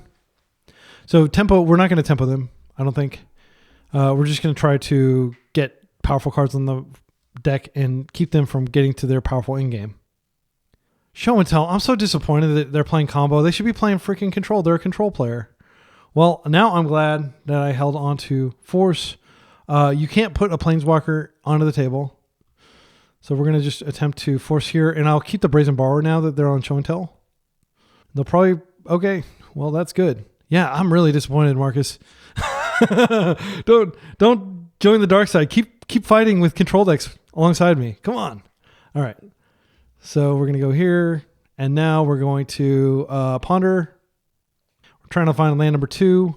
We do find land number 2 and a Daze, which probably isn't good enough here. I think we put the Daze back and we just draw the ponder next turn, but I do want to make the land drop here. So, you know, we could have hung on to the Daze just in case they... Yeah, nowadays is pretty awkward. Like, it's terrible. One ring. Yeah, gosh, why are you playing these cards? My goodness. He's joined the dark side, man. All right. Like, I just despise this card. I think this card just makes like control too obvious and too easy.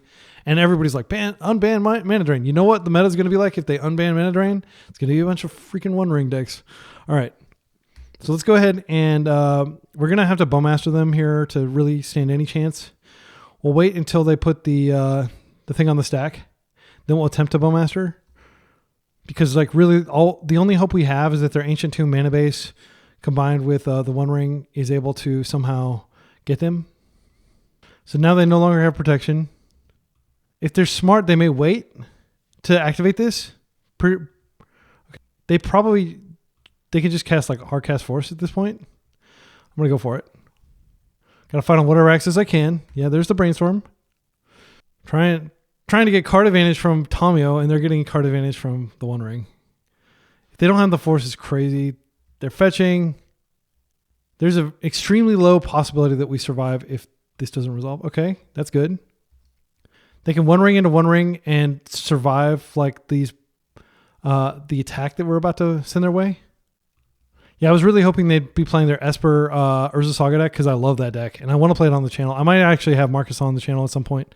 So I hope it doesn't sound like I'm being too harsh toward them for joining the dark side and playing Omnitell, it looks like. Yeah, Omnitell's a good deck, but it's just, yeah. There we go. One Ring into One Ring. So they can't really do a lot here. But like this buys them a chance to, I mean, they might as well crack it. Probably like draw. Yeah. And now I have to shoot my own army. They're like, orc not hurt orc. All right. So here we go. Ponder. All right. So what we're looking for here at this point is for them to hit their fail rate. But like, I really do need a Force of Will or something like that. Okay. Another ping on the orc. It doesn't matter at this point, but we can't target them.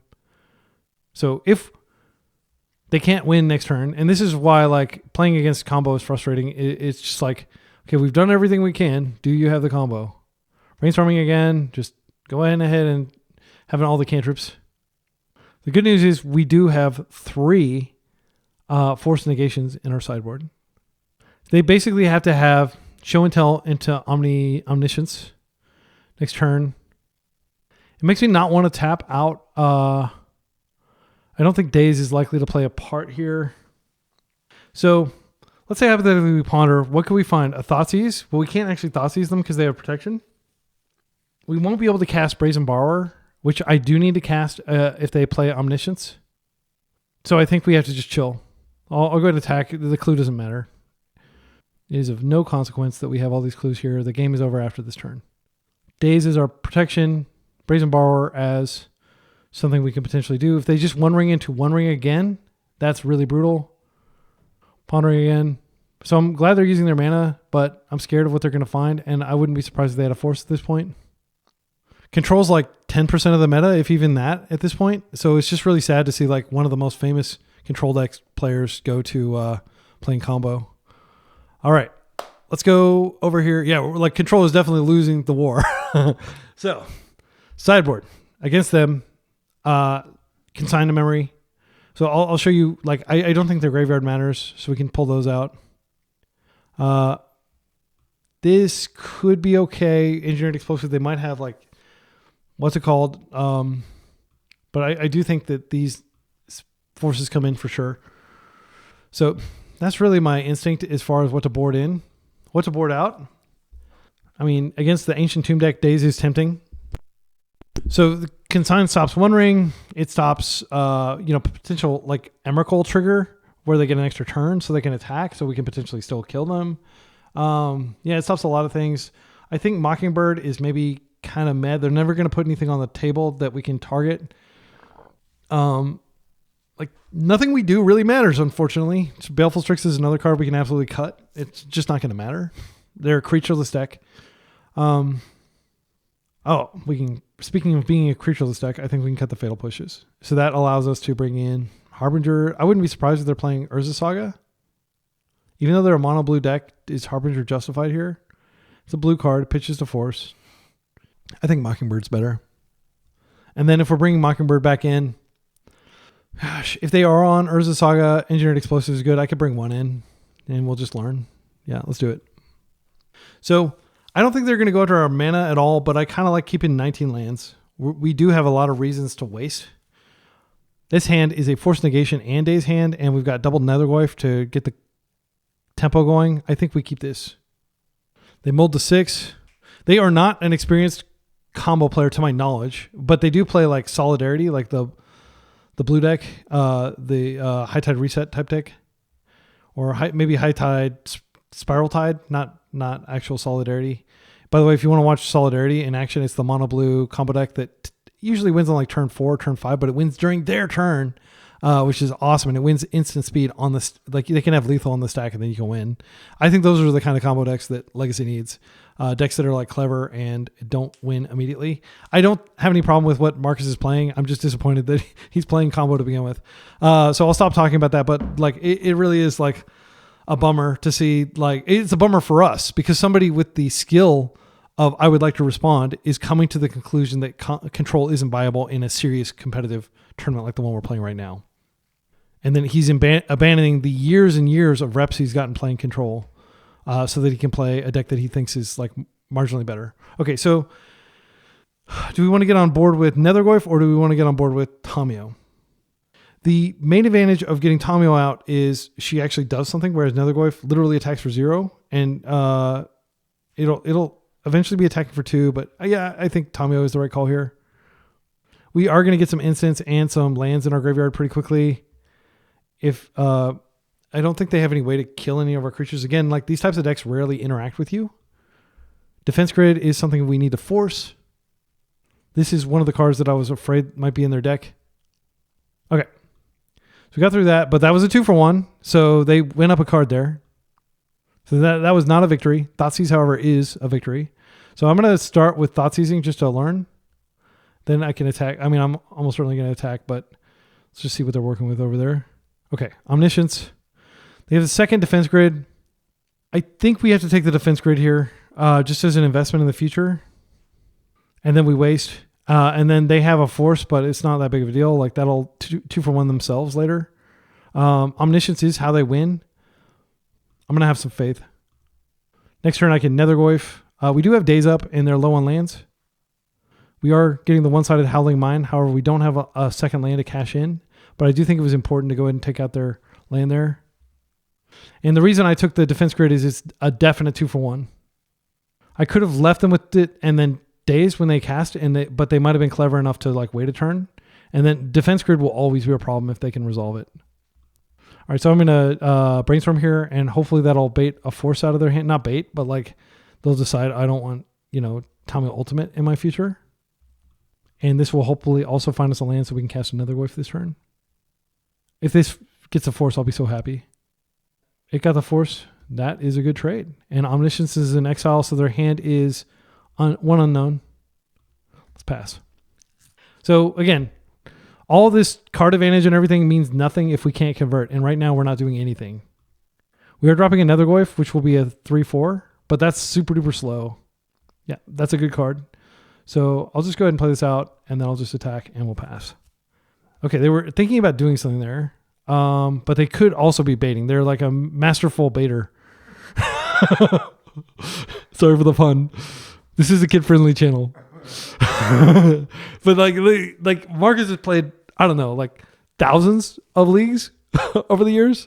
Like they probably have like 10x the experience that I have. I'm not exaggerating. Land. Yes. All right. Let's just come in for a hug and then we'll just chill. And if we get to Bowmaster a cantrip that's worth a lot more than drawing a card off a clue, worst case scenario, we can just end step the Bowmaster. But if they one ring or something, I want it to be very painful. I could have gone ahead and done it there. Okay, they're fetching. Something's coming. Okay. And what I'm going to do is I'm going to Bowmaster and then I'm going to respond to stock up. I want to make sure that this resolves before I Daze, because this is the more important of the cards. All right. And Marcus, you had the misfortune of queuing into the ultimate anti-combo deck. Like we are just built to slay combo. Force is a good draw. I want to draw a blue card off this. So I'm going to swing in with everything.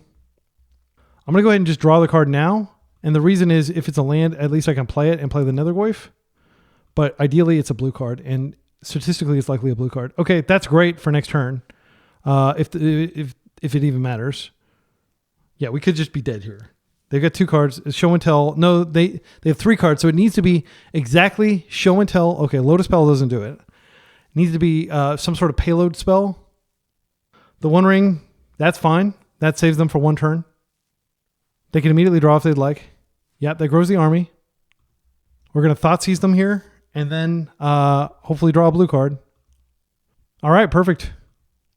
Oh, never mind. Thankfully, MTGO did not let me cast that spell. I had forgotten that we cannot do that.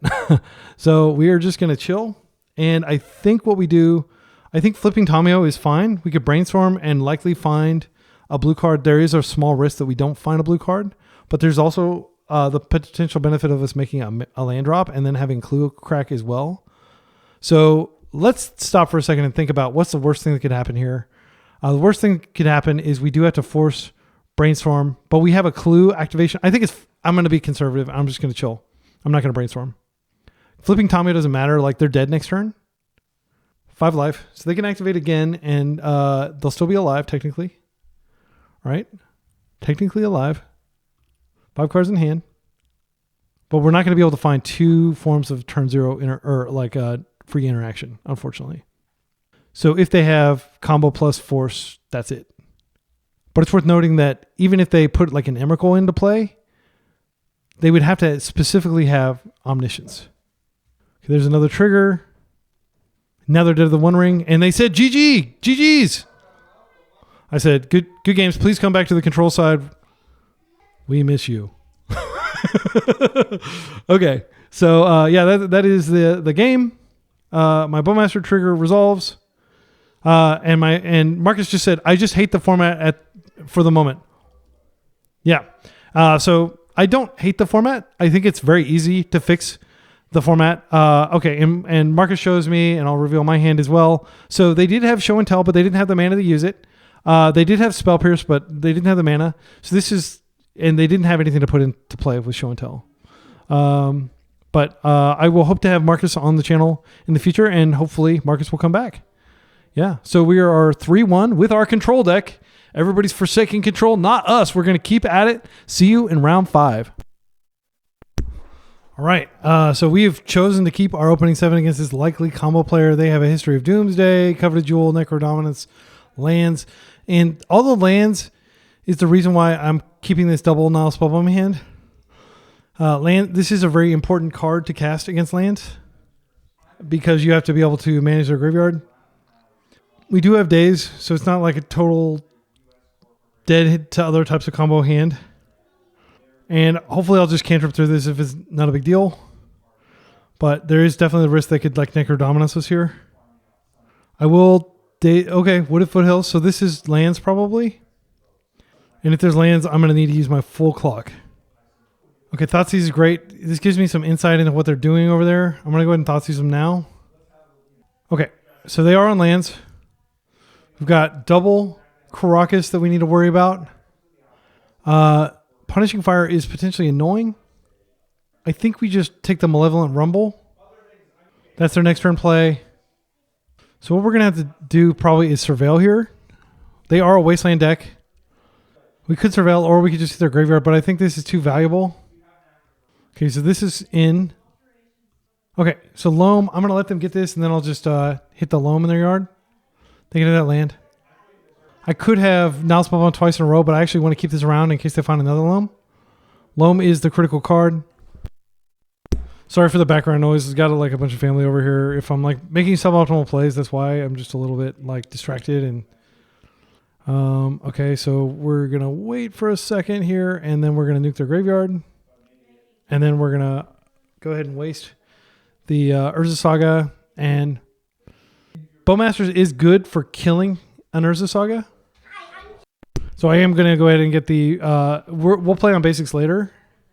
Right. Yeah, like just this conversation going on in the other room that I can't control, and it's totally distracting me. Okay, so we do know that we want to waste here. So I am just going to waste. And this is a window where we can waste where we don't have to worry about them doing their thing against us. I think this is a turn where I just want to go ahead and play out the Bowmaster, or play out the Spellbomb again, and we'll just pass. Because we need to wait until they actually create their creature before we can Bowmaster ping it. But we can take out one of these constructs, assuming they don't have a Mox Diamond. Malevolent Rumble, I think this is a Daze. This card does a lot. Yeah, I think I'm just going to Daze this. There aren't a lot of opportunities to Daze against this deck. And then I'm probably just going to Instep Brainstorm. Okay, so Fatal Push definitely, it's pretty bad. I think we put, I'd rather have a land just in case they start wasting. And we are going to redraw because this is not a perfect Brainstorm. So I'm going to take the, yeah. And hopefully they don't have the Lookout, the Free Strider Lookout. I'll be right back. I'm going to say goodbye to family real quick. All right. So now what we're going to do is, this is a fetch turn.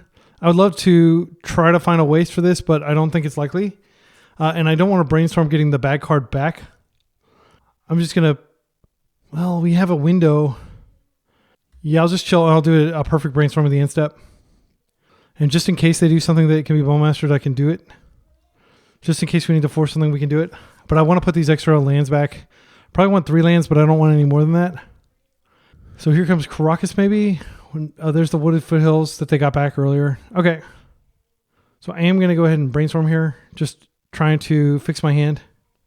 Bowmaster is not a great card here, but it's okay. We're not presenting any clock, but we have stopped their engine. Oh, I was supposed to freaking... Yeah. Okay, well, we'll put back the Fatal Push. Fatal Push may actually be keepable here. I think Force goes back. It's just a terrible card against them. Yeah, and we'll put back a land. All right, and now we'll Surveil. And I've lost about 4 minutes on the clock. Just FYI, if I start to time out later, it's because I wanted to be a good son and wish my parting parents. It's really unfortunate that the event happened to fall on this day. Like, I wish I had some control over that. All right. We get Thoughtseize to take their Punishing Fire. That's not exceptional. They can't get it back, though, currently. And it does allow us to keep Bowmasters on the table. I think I'm going to do it. And, like, the nightmare situation would be they have another card that we want to, like, Spellbomb away. But their hand is Karakas, Punishing Fire, 1 unknown. Okay, it's Blast Zone. It's good to know about. So I think we just pass and we ping this. And I screwed up. I did want to technically push it before they could create the second construct. I'm going to fetch. But then they can put the search trigger on the stack and they can respond with the Urza Saga if they want to. Okay, they are putting that on the stack, so that gives me a clean window to just go get another Underground Sea here. And we're going to go ahead and come in and just poke this one. So we're just trying to manage. They're getting lower in resources. So now they get another construct, but it's just a 1/1. It can blunt our offensive. Okay, here's a Mox Diamond that does grow it. That's fine. They're going to have to discard a card here. They discard Karakas. Okay, they're Hellbent now. I think I probably just Fatal Push and attack through. Okay, another Bowmaster is great. This is a 3/3 now. I think it's worth just pushing it out of the way. I'll regret this if they top deck a Free Strider Lookout. They could tech this up to 2 and blow up our Bowmasters. That would not have any deleterious effect on them. But I do want to get the damage where I can. I think they're probably going to Expedition map for another Urza Saga. Would be my guess. So they get the Urza Saga, as I predicted. They have 1 unknown in hand. All right, we're going to come in for 4 here. Tamio's not bad. They can just cleanly blow up Tamio. We're going to attack. Unfortunately, these Saga constructs are going to be quite large. Assuming they have another Mox that they can go grab. I do think it's correct to go ahead and play Tamio out. Next turn I can flip her, but she dies to Blast Zone just the same, whether she's flipped or not. Definitely don't want to have to pop this yet, because if they put a Loam on the stack or something like that, it's pretty good. They are Blast Zoning for 1, so I do need to go ahead and do this now. And this does mean that, okay, Ponder, yep. All right, they're at 10, but they can definitely outmuscle us with these constructs. Grove of the Burnwells. Luckily, they don't have a graveyard. I'm going to go ahead and start with this. If I can find another Bowmasters, that's pretty good. If I can find a Fatal Push or something to push this through. Wasteland does the trick. It sucks because they do get a construct, but it's a pretty weak one. Okay. So here, I think it makes sense just to go ahead and do this now. They could have crop rotation. That would be embarrassing. Okay, they're creating the construct. I am still going to attack. I think it'd be a mistake not to attack here.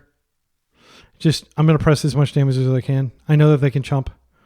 Or that they can just block and kill one. Yep, and that's what they're doing. So we're drawing a fetch, which is a dead draw, but we will have Hardcast Force up at that point. Maze of Ith is unfortunate rip. We might be able to find another Wasteland. They're just holding back on defense here.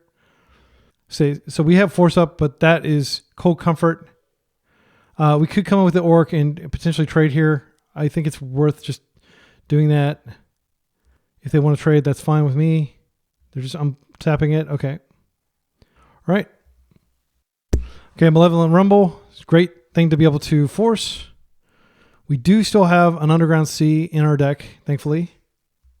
Yep. That is a good card. Okay, now they have Dark Depths combo potentially. They're not coming in. Oh, we have so many things we need to waste. Okay. I think I'm just going to come in like this again. And I think they're just going to... If we come in with both, we Bowmaster here. They have no tricks up their sleeve, but they can just kill it. They're going to do that. Are they going to block? They are blocking. Okay, so now I'll just do this. Again, not a great trade, but we want to get material off their table. All right, so it's dead. All right, and we can attack for 1 each turn now, even through the Maze of Ith, but like they have lots of live top decks, including Loam, which would be catastrophic. They also have bad top decks like Mox Diamonds and stuff. I'm really glad I kept the hand that I did and didn't dig for, them playing unfair combo. So the hand I kept had double Spellbombs, and we were able to use both of those profitably. Okay, green, crop rotation. Yep, and now they got the freaking unbeatable thing. I'm trying to think of what we can do here. They're just going to make it now. So we have exactly one draw, which is Brazen Borrower. We have 2 in 38, or a cantrip that draws us into Brazen Borrower would work too, or a Kaito would actually work. Kaito is fine. It's not going to do it. Good game. All right, so here in this matchup, I think bringing the Nile Spellbombs in is fine because we do want to manage their graveyard. Daze is an easy cut here. I think Thoughtseize is a pretty easy cut, like especially on the draw. They just have so many, like often you Thoughtseize them and they just don't have anything that's targetable in their hand. So there we go. That is even. Do we want to keep the force the fatal pushes in? Or do we want to bring in the second engineered explosive? I think it's fine to do this because these also answer the things. I don't think Consign is particularly strong here. That's a pretty substantial. We're sideboarding in 9 cards. But yeah, I feel like this is correct. I don't want to take out my threats. I want to have a high density of threats. Strix is not exceptional, but it does trade with a construct. Yeah, I think we do it like this. So our goal is just to get Harbinger out, and that ends the game. We can even copy Harbinger with this hand doesn't work. Don't keep this hand would be fine, but it's not fine. This is fine. This doesn't have any sideboard cards. This is an early aggro hand that digs for basics, and we have Wasteland for one of their cards that they pull out. I think it makes sense to go for Tamio here, just so we can start drawing into additional interaction. Nethergoyf could get Punishing Fired. I think that's my reasoning for not starting with that. So we're going to go get Island, and there's a card that they play called Ghost Quarter. They could use that to hit our basics, and we would have no recourse. And if they can loop that, we're dead. Like, that card is just insane against us, Ghost Quarter. So it's basically strip mine, but you get to search for a basic, but I don't have any basics left in my deck. Caracas, okay. That is painful. They're opting to give us an opportunity to brainstorm. I think that's a mistake. All right. I'm just going to go to combat first and see if they let me get the clue. They shouldn't. All right, they don't. Now, we have 2 options. One, we just waste this. They're down to land, and then we just replay the Tamio. That is bad if they just, Mox Diamond or do some sort of line where they can Caracas, scoop that back up with Loam. And Wastelands are, you don't want to just use them. But I think it's worth it to get any sort of engine going. So I'm going to do this. We did draw extra land, which is nice because they may be interacting with us. They cannot crop rotate right now unless they have a Spirit Guide. So that is one advantage of going ahead and doing it now. All right, we're going to play the turn over again. But this dangerous card is out of the way. But again, we're just sitting here with very little going on. They forced, this could be a crop rotation into anything. Engineered Explosives is a nice rip. I think I'm going to play this out because this represents Surveil. I'll probably just correct the land. Yeah, I think I'll play this out so I don't have to worry. Yeah, and this would be a window where Nethergoyf could come down and start doing damage. But we do have a card draw, and we'll get a little more information about what they're doing. I don't want Nethergoyf to die to Punishing Fire. I don't think they have anything in their deck that punishes drawing, so I think we can just clue whenever. End step. Okay, there's the Urza Saga. That was what I kind of feared when I wasted their Caracas. Malevolent Rumble, we can't interact with this. They're going to get to put 4 cards in their graveyard. We definitely need to find... And I took out the Dazes, and I probably wouldn't force this pitching. Well, actually, it would be pretty good to pitch Tamio here because she's redundant. So, Explosives, okay, so they put Crop Rotate. What did they take? Exploration, okay. So, that means they probably have a Life from the Loam or something like it. So, we're looking for exactly Nile Spellbomb here. That's the card that opens it up most for us. Okay, another land wasn't what we're looking for, but it's okay. Nile Spellbomb! All right. So here what we need to do, we're going to have constructs coming online, but we do have the engineered explosives. However, we don't want to spook our opponent because they're not going to expect engineered explosives. So I'm going to play this land out. I'm going to go ahead and get the clue. Then I'm just going to play out the now Spellbomb. Now Spellbomb, and I'm going to play out my Nethergoyf. And Nethergoyf can become a 2/3 if necessary, and we can also exile their graveyard. So this feels good. So I don't think they're likely to keep this Eldrazi spawn around for a while, but it is notable that it dies to Engineered Explosives if we pop Engineered Explosives. And we will almost certainly be popping it for 0 here. 11 minutes on my clock. Like, I've got to win two games in 11 minutes. This is going to be tough. Again, situation outside of my control. So please don't feel upset. Oh, that does kill both of those, and it kills our now Spellbomb. Wow.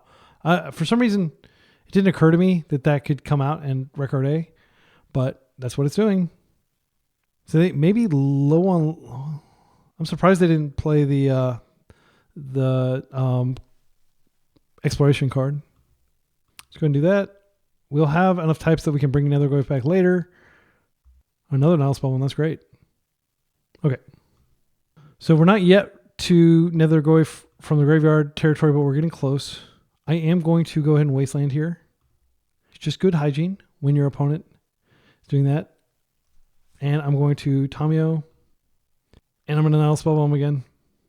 We'll correct this clue later. I just want to make sure that they don't have a way to start doing crazy graveyard recursion against us. They have 7 cards, 8 cards in hand. It's very scary.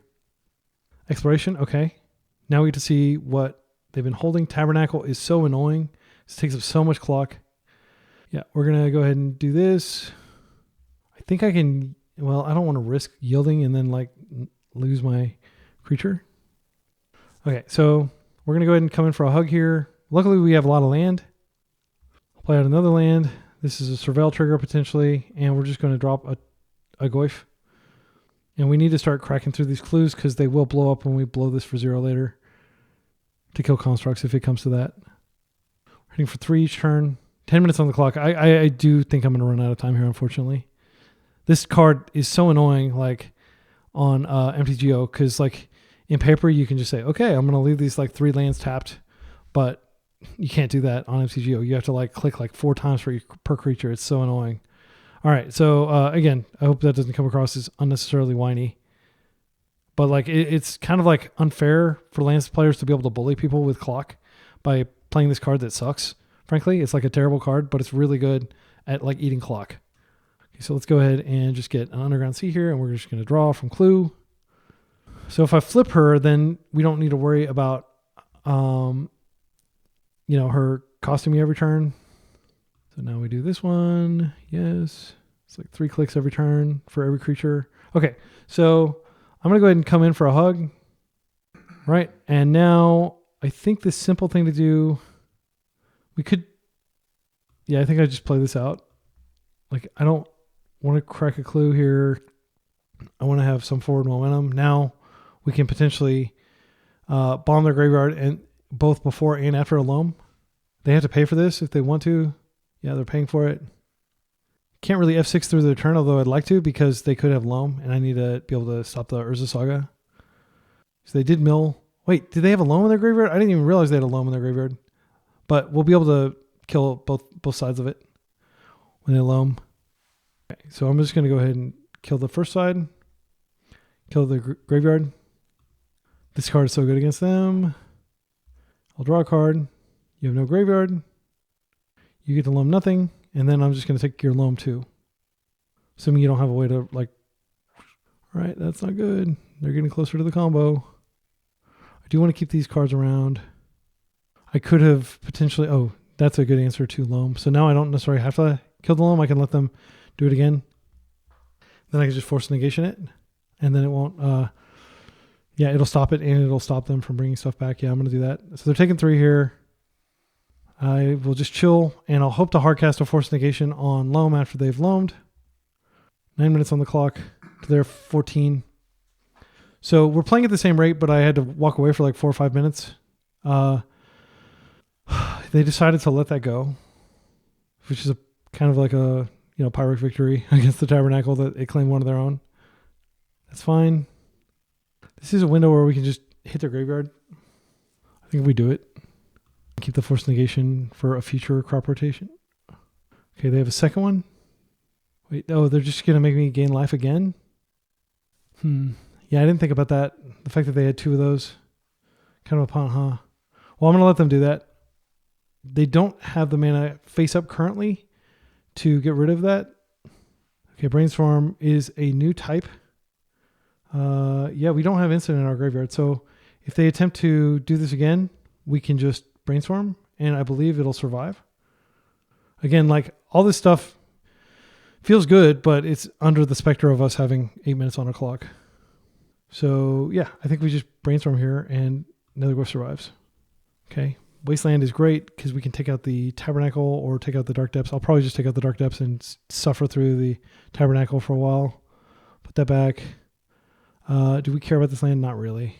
So she flips. Okay. And yeah, you hit my Netherglyph. Okay, I'm going to go get the Surveil land. Opponent has no incentive to concede because like my clock is so low. This is a top. I will pay. I'm going to go in for a hug. Let's play our Wasteland out. You're on notice. Going for 4 here. We'll plus. And if you want to do a bunch of shenanigans to get that back, that's fine. I can just force negation it. And I can also crack a clue. And while keeping force negation up, I can force of will to stop a crop rotation. What is this? 4 mana in the pool. Blue in the pool. Interesting. They're going to freaking do the Otawara maybe? Otawara bouncing Netherglyph is fine. Okay, let's get some cards, shall we? Another one. I mean, I'm kind of tempted to just hit it now so we don't have to worry about the triggers. So they don't get the mana. Okay. Now let's just go boom, boom, draw. Let's go ahead and draw another one. Again, I feel pretty confident about this game, assuming that they don't just naturally find the Dark Depths combo. I think it is fine to plus here. I'm going to play this out. I think it's also fine to just play the other one out. Just to up our clock. Diversify in case they like drop like a Maze of Ith. Let's see. Tomio. Right, so they're 2/3s, which is not as big, but we can grow them. Got a Brainstorm that we can do in step for 6 minutes on the clock. We can ultimate. We can do all sorts of things. They're drawing 1 card per turn, and we've got like so many draws covered. But again, it doesn't really matter if. Yeah, and I'll just force that. No, thank you. We do have technically Dark Depths covered with Brazen Borrower. So they're not going to win, but it makes no sense for them to concede because they can just time us out. Okay. Yes, I'll pay. Okay. Yes, I'll pay. All right. 6 mana. I don't think it makes sense to regrow, but I am going to regrow. Just drop another one just to make them extra dead here. I will go ahead and regrow the Force Negation. So we've got like additional coverage. 0 cards. They're dead. There's nothing they can draw that can win the game. I just need to attack. Okay, that's fine. 6 minutes. Gosh. Okay. They're going to try to do some last minute heroics here. I'll just draw here. Again, it shouldn't matter, but it feels wrong not to do that. Yes, just got to get these triggers right. Let's go to combat. Shut that down now. Wait. They're doing that to her? That's fine. They're about to die. Harbinger, no point in showing them that, although they probably can guess that it's in our deck. Can't have 6 through this combat. Okay, gosh, 5 minutes, 21 seconds. So, like, again, I think that, the 4 minutes we lost at the beginning are going to be consequential here, but I'm going to do my best. Evan said, nice. Okay, so no changes to the sideboard. I'm just going to run it back. I'm going to hold my P because this is too intense. I just want to get it done. Harbinger ends the game very quickly if we can get that out. This hand covers the worst things they can do. It doesn't close the game quickly. I think we're not going to keep this. I want something more proactive. Unfortunately, I can't keep that. Okay, this is fine. So again, this is brought to you by not having enough clock. But we have the combo here. I think Kaito goes back, even though, we're just going to try to combo and get some clues to rebuild our hand off those 2 unfortunate mulligans. But I do think they were correct mulligans. Mox Time is fine. The only card I force is probably like Crop Rotation or something like that. They pitch a... Gosh, if they have the freaking loam, it's going to be so devastating here. And this is like the turn 1 loam that we fear. So we're really, really behind the 8 ball here. I don't think we can win. They have a second Mox. So we need to find Nile Spellbomb immediately. And it can't be from that Brainstorm. It needs to be from the top. Okay, Force Negation actually is pretty good. Okay, so I'm going to go get Island here. I'm not going to mess around. And then we're going to have to Force Negation the loam after they've gotten exceptional value out of it. But like that's what we have to do. So loam is going to get milled, I presume. Dark Depths and Yavimaya in there, pretty nasty. So I will keep the Brainstorm around because, oh no, this land.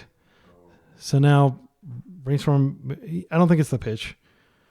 Malevolent Rumble resolves first. We're not going to interact with that. We're going to have to interact with loam. Okay, they didn't get a second loam. So there's that. Ghost Vacuum, not a good card against our deck, but not like the absolute worst. Okay, so they did get a second loam. Well, we have to deal with these one by one. And I think Force is the pitch, sadly. And you could argue that maybe we should have not pitched Force because we're going to have a Tamio stuck in our hand. I'm going to attempt a Clue, and then I'll just Brainstorm. Because we need something going on here. Unfortunately, none of these answer the fact that they have another loam in their yard. So Wasteland doesn't really do anything. We'll just go like this. Nether Glyph is not good enough here. What we're going to have to do is plus. Okay, so we could force, and then we could have Force Negation up. Super slow and super passive. I will play out the Wasteland here. I don't know what it's going to be good for. I can't force because I want to be able to force negation the subsequent turn. They do have Punishing Fire up if they find the land. Okay, this is... I'm going to force... I'm going to waste here. The loam is in their graveyard, so they are going to have to dredge it next turn. Unless they found a third one. They did find a third one, so... Am I correct? Yeah, they have a third freaking loam. They get it back. Yeah, that's game. I'm not going to keep playing. Well, we'll keep playing. I'm sorry. I hope that I don't come across as too tilted, but like them finding 3 loams without any card selection is maddening. It's absolutely maddening. Okay, here's what I'm going to do. I'm going to force here because we're just not doing anything. Then we can regrow the Force Negation, but we can't cast it. But at least we can get an extra turn. I don't know that was a quick play. I think we just plus here. And we play out the Wasteland. And if we draw half our deck before they can get rid of Tamio, maybe that works. Yeah, the fact that they have like basics and Mox, we're not going to be able to get them off any of the colors, even if we do resolve Harbinger. Okay, and here comes Everybody, which is a title of a documentary about the internet like a long time ago. Okay, so there's another go if we drew about. We're just going to plus. So if we minus here, or if we just waste this, they could have Crop Rotation. Yeah, it was probably correct to just do this last turn. I'm going to wait till their upkeep. No, I'll wait till the trigger is on the stack where it gains the ability to create constructs, and then I'll waste it. Okay, they're doing something here. Instant speed. This could be Malevolent Rumble. So we have to hit this. I just don't want to deal with the constructs ever. And we're going to need to draw a bunch of cards and potentially find some answer. But like they've already got so many cards in their graveyard. We've got 2 minutes, 38 seconds. I'm not hopeful. This could be Rumble. Oh, it's just another loam. Okay. Yeah, so we might draw something to wipe their graveyard. Oh, yeah, they had that. I didn't even see that, but that ends our ambitions, friends. My excellent friends, we are not going to top 8 this tournament. And I don't know that it's... I think I probably made a misplay, like panic forcing the first time.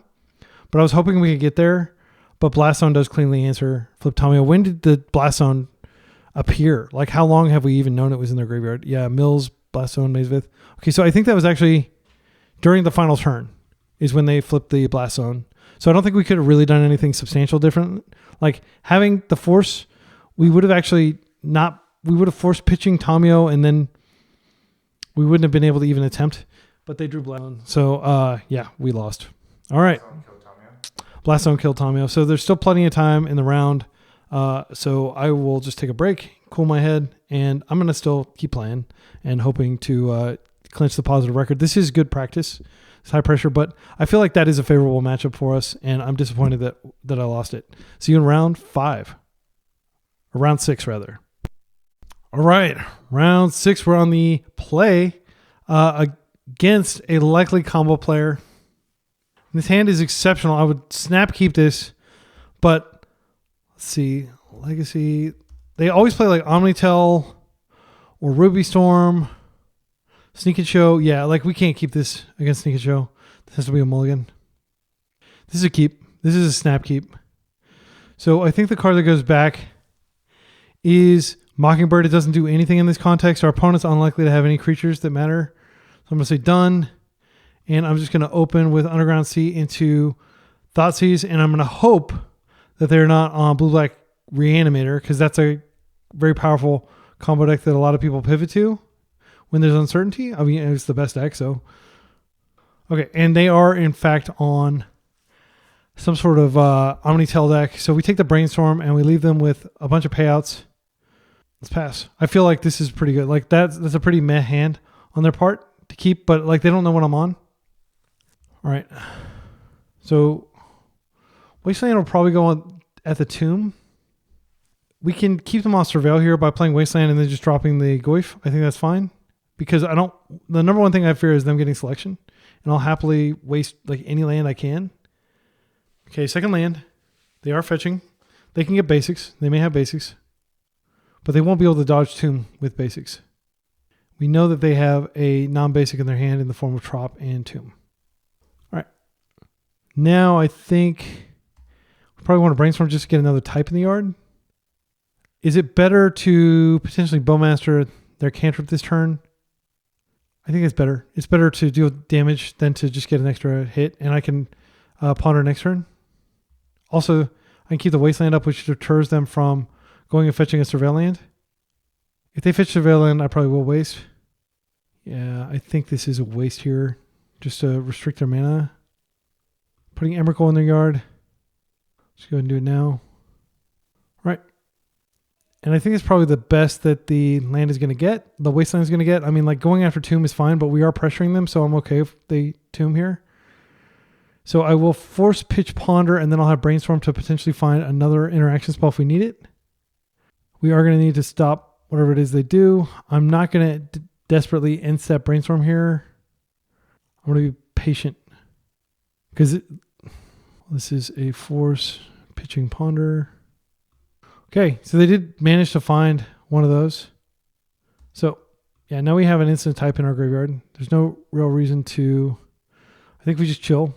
And we have Brainstorm into force if we absolutely need it, or we can just get Bowmaster on a cantrip, which they'll invariably be playing a lot of cantrips to be able to dig to their card. All right, let's get in with Bowmaster.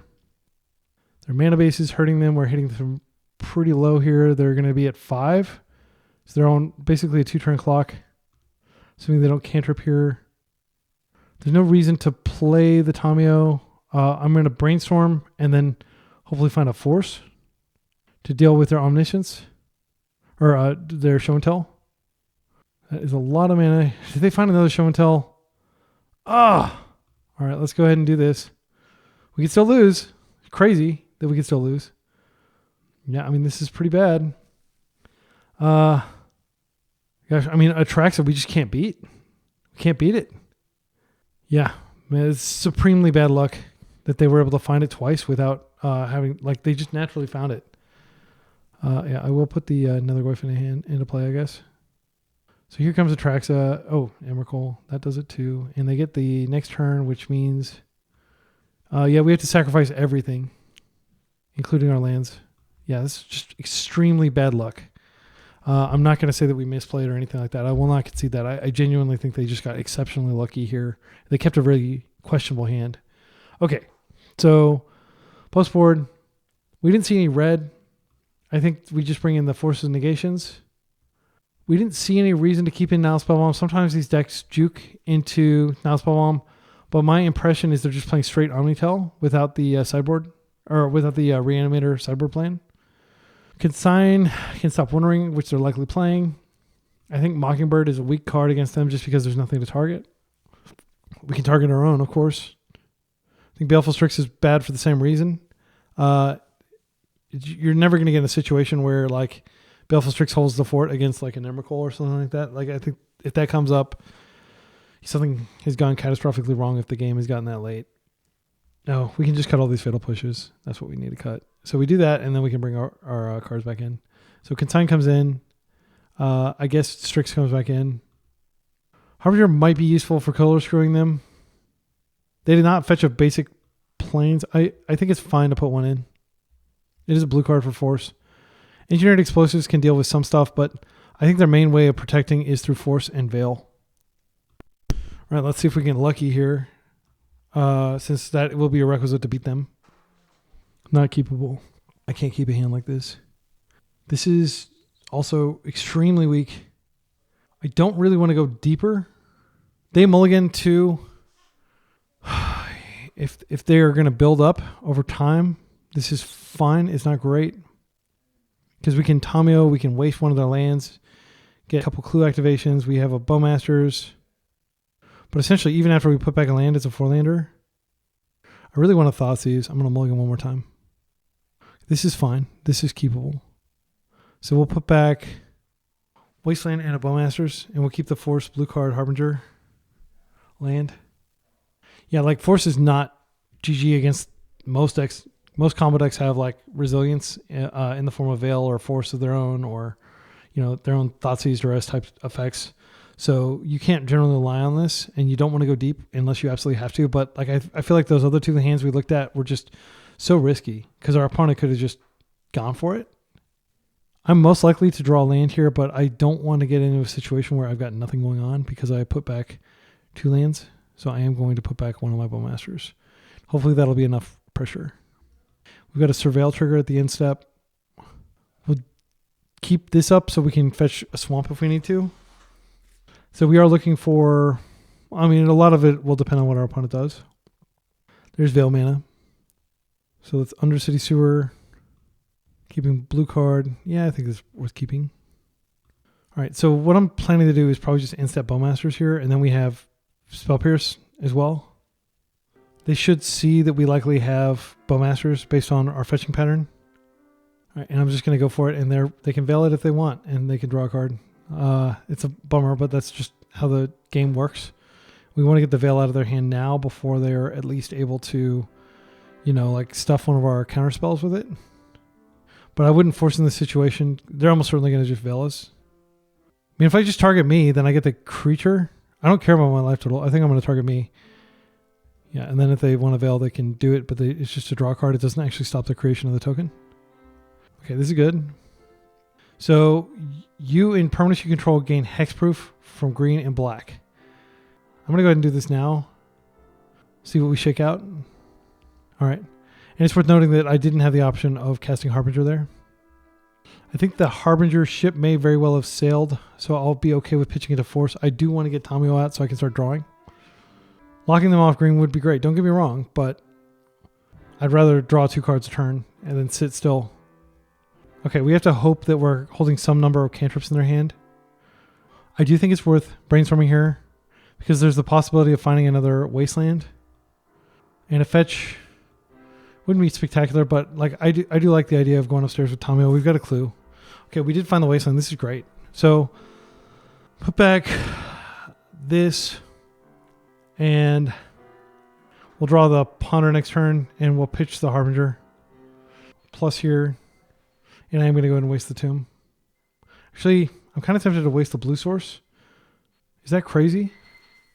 I think it does restrict their options a little bit more, and I'm okay if they want to do damage to themselves. All right. Feeling better about this game. We're not out of the woods yet. Okay, they shocked that in. So I feel vindicated in my decision so far.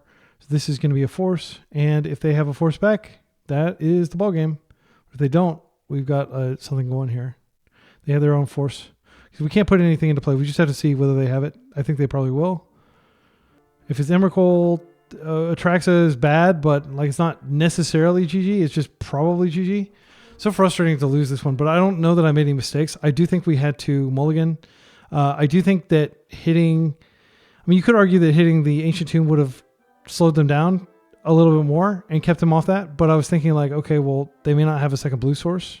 They did. So maybe the critical mistake was wasting the trop instead. Let's see what they got in their hand. Stock up Omniscience, Emrakul, Eon, and Trop. Okay, so Omniscience.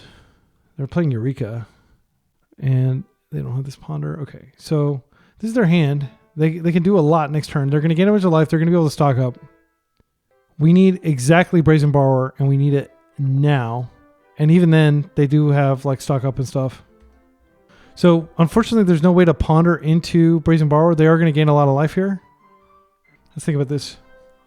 We could minus Brainstorm and then Brainstorm into a land plus Brazen Borrower. And then we still have this ponder to shuffle away the following turn. So it's not like we completely are dead, but we're mostly dead. I think this is a rebuy ponder moment. All right, let's do it.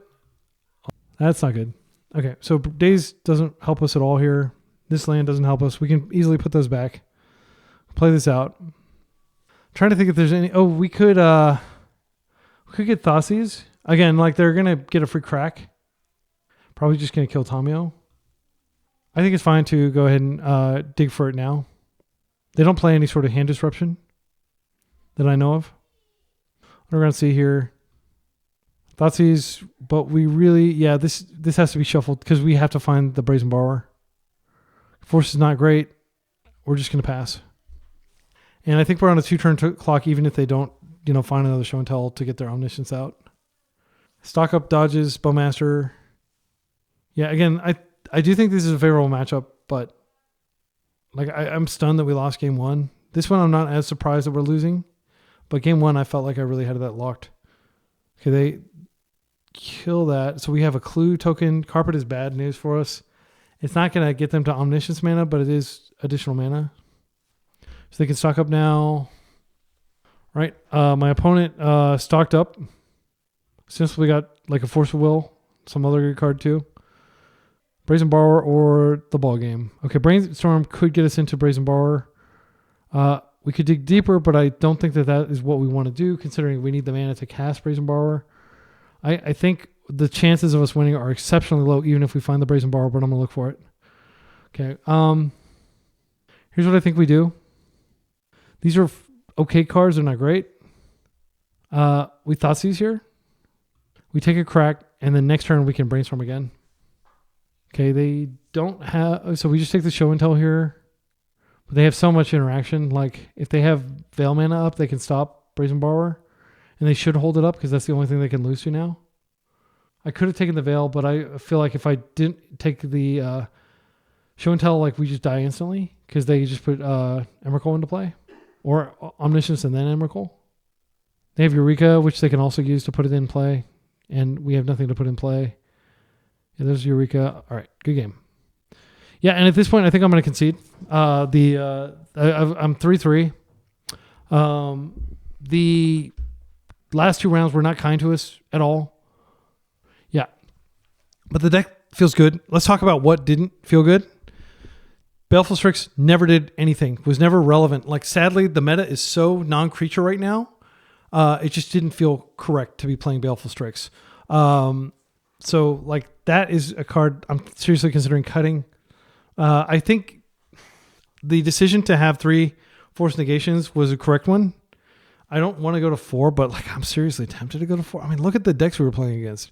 So let's recap. So 2 Reanimator, where Force Negation is not something you bring in. But we did play against lands where I would absolutely bring in Force Negation. I would have as many Force Negations as I could have, especially against an opponent who has tons of like Life from the Loam type effects.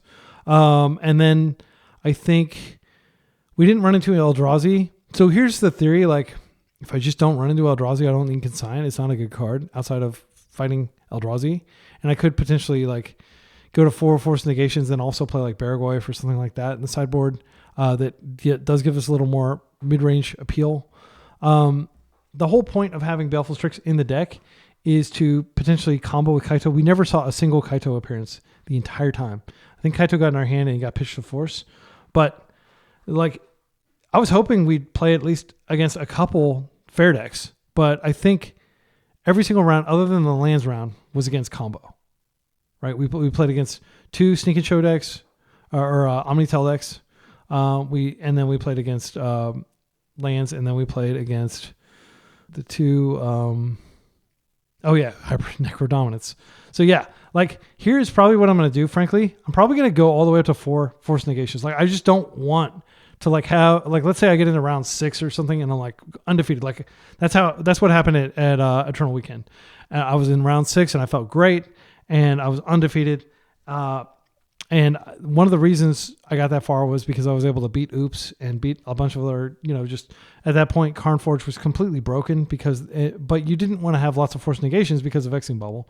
But now Vexing Bubble's gone, so maybe you do want Force Negations. Daze didn't feel good. So like, I think going down on Daze and simultaneously going up on Netherwolf, that may seem counterintuitive, but I think it's justifiable. And the reason is, like, Daze just isn't that great when everybody's playing Ancient Tombs. And I think practically every round except for the blue-black Reanimator, people were playing. And Daze wasn't even good in that matchup because we like boarded out because they don't need a lot of mana to execute their combo. So like, I hate to say it, but like I just feel like Daze is like a one of. It's like Force of Will number 5 in the main deck. And we do want to go up to 4 Thoughtseize. Thoughtseize felt good the entire league. So this is kind of confirming like what I was thinking about the meta in terms of the meta is so unfair right now that you really do need to be doing like just dramatically changing how you play, and tempo doesn't matter. Like these Dazes just aren't going to get us where we need to go when our opponents have Spirit Guides, they have Ancient Tombs, things like that. So again, this is kind of already what I was playing in terms of like the 4 Thoughtseize and the Daze, but like I feel like very vindicated after 6 rounds that this is probably more what we want to do. The main question is, okay, 4 Force Negations, do we really want to go there? But I kind of think we do. And then we go down to 2 Consigns. Hydroblast, we didn't play up against any red matchups, but make no mistake, they were out there. I didn't check to see who's doing what or who's playing what. But I would suspect that a lot of people are playing Moon Stompy. I don't know how much Painter is being played because Painter suffers similarly to our deck in that it doesn't immediately win. Like it is a lot faster than ours in terms of just being able to win quickly if necessary. Yeah, I don't know, man. I just feel like completely numb after like losing that Omnitell round. Like we didn't even go to game 3. That was the one that we didn't get at game 3. I'm gonna go for a swim and just decompress. But my initial thinking is, yes, you do want 2 main deck Nile Spellbombs. Like we can expect there to be a ridiculous amount of blue-black Reanimator at the Hunter Burton Open Memorial. Again, that's the big tournament that is next weekend in Legacy here in Dallas, Texas, where I'm based. And I think people are going to assume you have 4 Dazes because everybody else is playing 4 Dazes, even if you only play 1. And if you get anybody with a Daze, great. But if you don't, it's not the end of the world. Like Force of Will is so much more important and powerful right now than Daze. And we saw that time and time again, like Force's ability to stop like people from doing degenerate things. But like if we are going to fight lands, and lands is better represented in paper than it is on MTGO, like it's rare that I go to a major event and somebody's not playing a land strategy. And I think Force Negation could be like way better than Daze in that case. So I do want to play another Engineered Explosives just out of respect for the possibility of Chalice, but we didn't see any Chalice. I mean, Consign is good against combo too. It's not like a total dead card. It is bad against like I think I did technically bring it in against Omnitell, but it didn't feel right to bring it in. It's pretty meh against like both Oops All Spells. Technically you can consign the Oracle trigger, but you never get a chance to do that because they always rip up your hand to remove the consign before you get to do it. So I feel vindicated in having the 4 Spellbombs. Those were good the entire league, especially against lands and Reanimator. The 2 Harbinger, again, I'll stand by them. I'm just kind of, I hope I'm not like rambling too much, but I'm just trying to decompress and process what just happened. Did we play against a single creature? Like were any creatures cast against us? Yes. There were a couple creatures cast against us against blue-black Reanimator, but I think those were the only matchups where they cast any creatures. We fought constructs. I mean, could it make sense to bring in freaking Dress Down? I don't think so. But, you know, we did play against a couple just the lands that had the... Technically, Mockingbird can copy a construct. It's just not very good because we don't have a lot of artifacts unless we have like a Tamio that's going crazy. Yeah, I think Nethergoyf is just as good at enabling Kaito as Baleful Strix. The fact that we don't get a card is a bummer, but like it comes out turn 1 and can bring a Kaito in. And yeah, you're giving up more damage than you would be giving up if you're ninjutsuing a Baleful Strix back to your hand. But I like the ability to play it out early. I'm not going to give up on Kaito just because the meta is as toxic as it is. I do think that had Kaito made a presence in the blue-black Reanimator, it would have been good. I don't really feel comfortable going up on removal. I can understand that we did lose at least one game to Baragorf. But yeah, those are kind of like my immediate observations. We need to bring one more card in. So one thing I've thought about is just having another Nile Spellbomb. And a lot of people think that's crazy, 3 Nile Spellbombs, but it is really good. And it would have been really good in lands to have an additional Nile Spellbomb, and it would have been really good against Blue-Black Reanimator to have that game 1. And it is an artifact for Nethergoyf. And if we do that, then we could go back up to 3 Consigns. We still have 15 creatures, which I think is probably the minimum you want to play if you're playing Kaito. But like, how many situations were we in where a Nile Spellbomb was so much better than a Daze? Yeah. This may seem extreme. Leave a comment with a timestamp if you're like, please don't play that list. That list is going to get destroyed at the tournament. But like, this is kind of where I am in terms of how I plan to approach this major legacy tournament. I really like Thoughtseize feels incredible right now, and to the extent that like I never really entertained playing like a Bant or like any white deck right now because Thoughtseize is so much better than Plow. Fatal Push is dead in most of those matchups as Plow is. The only matchup where Plow would have been better than Fatal Push, very narrowly better against Baragorf, because there was a situation where without Legend ruling our own Tamio, we wouldn't have had Revolt, so we wouldn't have been able to Fatal Push Baragorf. As far as putting Baragorf on our side of the table, I don't think it's necessary. I think Nethergoyf is practically as big. And Nethergoyf comes out quick. Baragorf comes out like super late in the game, and it's just not consequential against combo at that point. Whereas Nethergoyf has already dealt like 8 or 10 damage by the time a Baragorf would come on the table. And we did bring back Nethergoyf at least twice, I think, during the league. So that comes up a lot more. So my plan is to basically just have Kaito as a card that gets pitched to force. And should we find ourselves in a fair match, thank goodness we have Kaito. You could argue that Kaito should be in the board, and then we just bring him in if we luck into playing against a fair matchup. And I think that's totally accurate, like totally reasonable reaction to playing the kind of meta that we played, where we only played one non-combo deck. Kaito is just incredible against lands. The fact that he's blue and the fact that he can come out and like lock down, like, I don't know if what we just played is representative. I mean, I hope Wizards does a lot of bans if that's what Legacy is going to be like going forward. It does not feel good. I'm looking forward to checking out other people's coverage of the event. Max Torsion was probably playing. Hopefully Bosch and Roll was playing. Other people like that. So I'll look forward to seeing what they do. But like, if everybody's answer is just like, yeah, I just decided to play Blue-Black Reanimator, it's not going to be very enlightening. I've always just steadfastly refused to play Blue-Black Reanimator. I think Entomb is an unfair card. I've never owned the card. I never plan to own the card. I'll probably quit Magic before I start playing Blue-Black Reanimator. Yeah, I don't know. Like, I hope that's not too like morose of a sign off, but like, genuinely, like, I felt like we were swimming upstream the entire time, and I do not fault. I would like to respond for switching to a combo deck in this meta, but I am going to fight the good fight this weekend. I'm going to keep fighting the good fight in leagues, and most likely I'll be rocking this. I would love to get back to a situation where Baleful Strix actually mattered. I would love to get back to a situation where, you know, having white in your deck so you can Plow instead of just Fatal Push mattered. But I'm not convinced that we're in that situation right now. I think that if you want to play fair, like, you need to play blue-black. And it needs to be exactly blue-black. I don't think you can splash for Bug or Grixis or something like that. Maybe you're James Kisao, you can make it work with Grixis. But like, Wastelands were absolutely essential in most of those matchups. They were really important to keep our opponents like, so we could tempo a little bit and get a couple extra clues and pull a little farther ahead. Like, I don't think you can play Control without Wasteland. I certainly wouldn't wish it on anybody. So anyway, like I had a lot of fun. I hope you had a lot of fun. I hope you learned from like my 2 big misplays of the day, which again, we're forgetting that I could just legend roll Tamio and turn on Revolt for Fatal Push to get that Baragorf out of the way 1 turn earlier, because she was not doing anything in my hand. That was the optimal play that my friend Evan identified. And I think there was a situation where I forced a Brazen Borrower in a different game. And I don't think that was correct to force Brazen Borrower on Nethergoyf.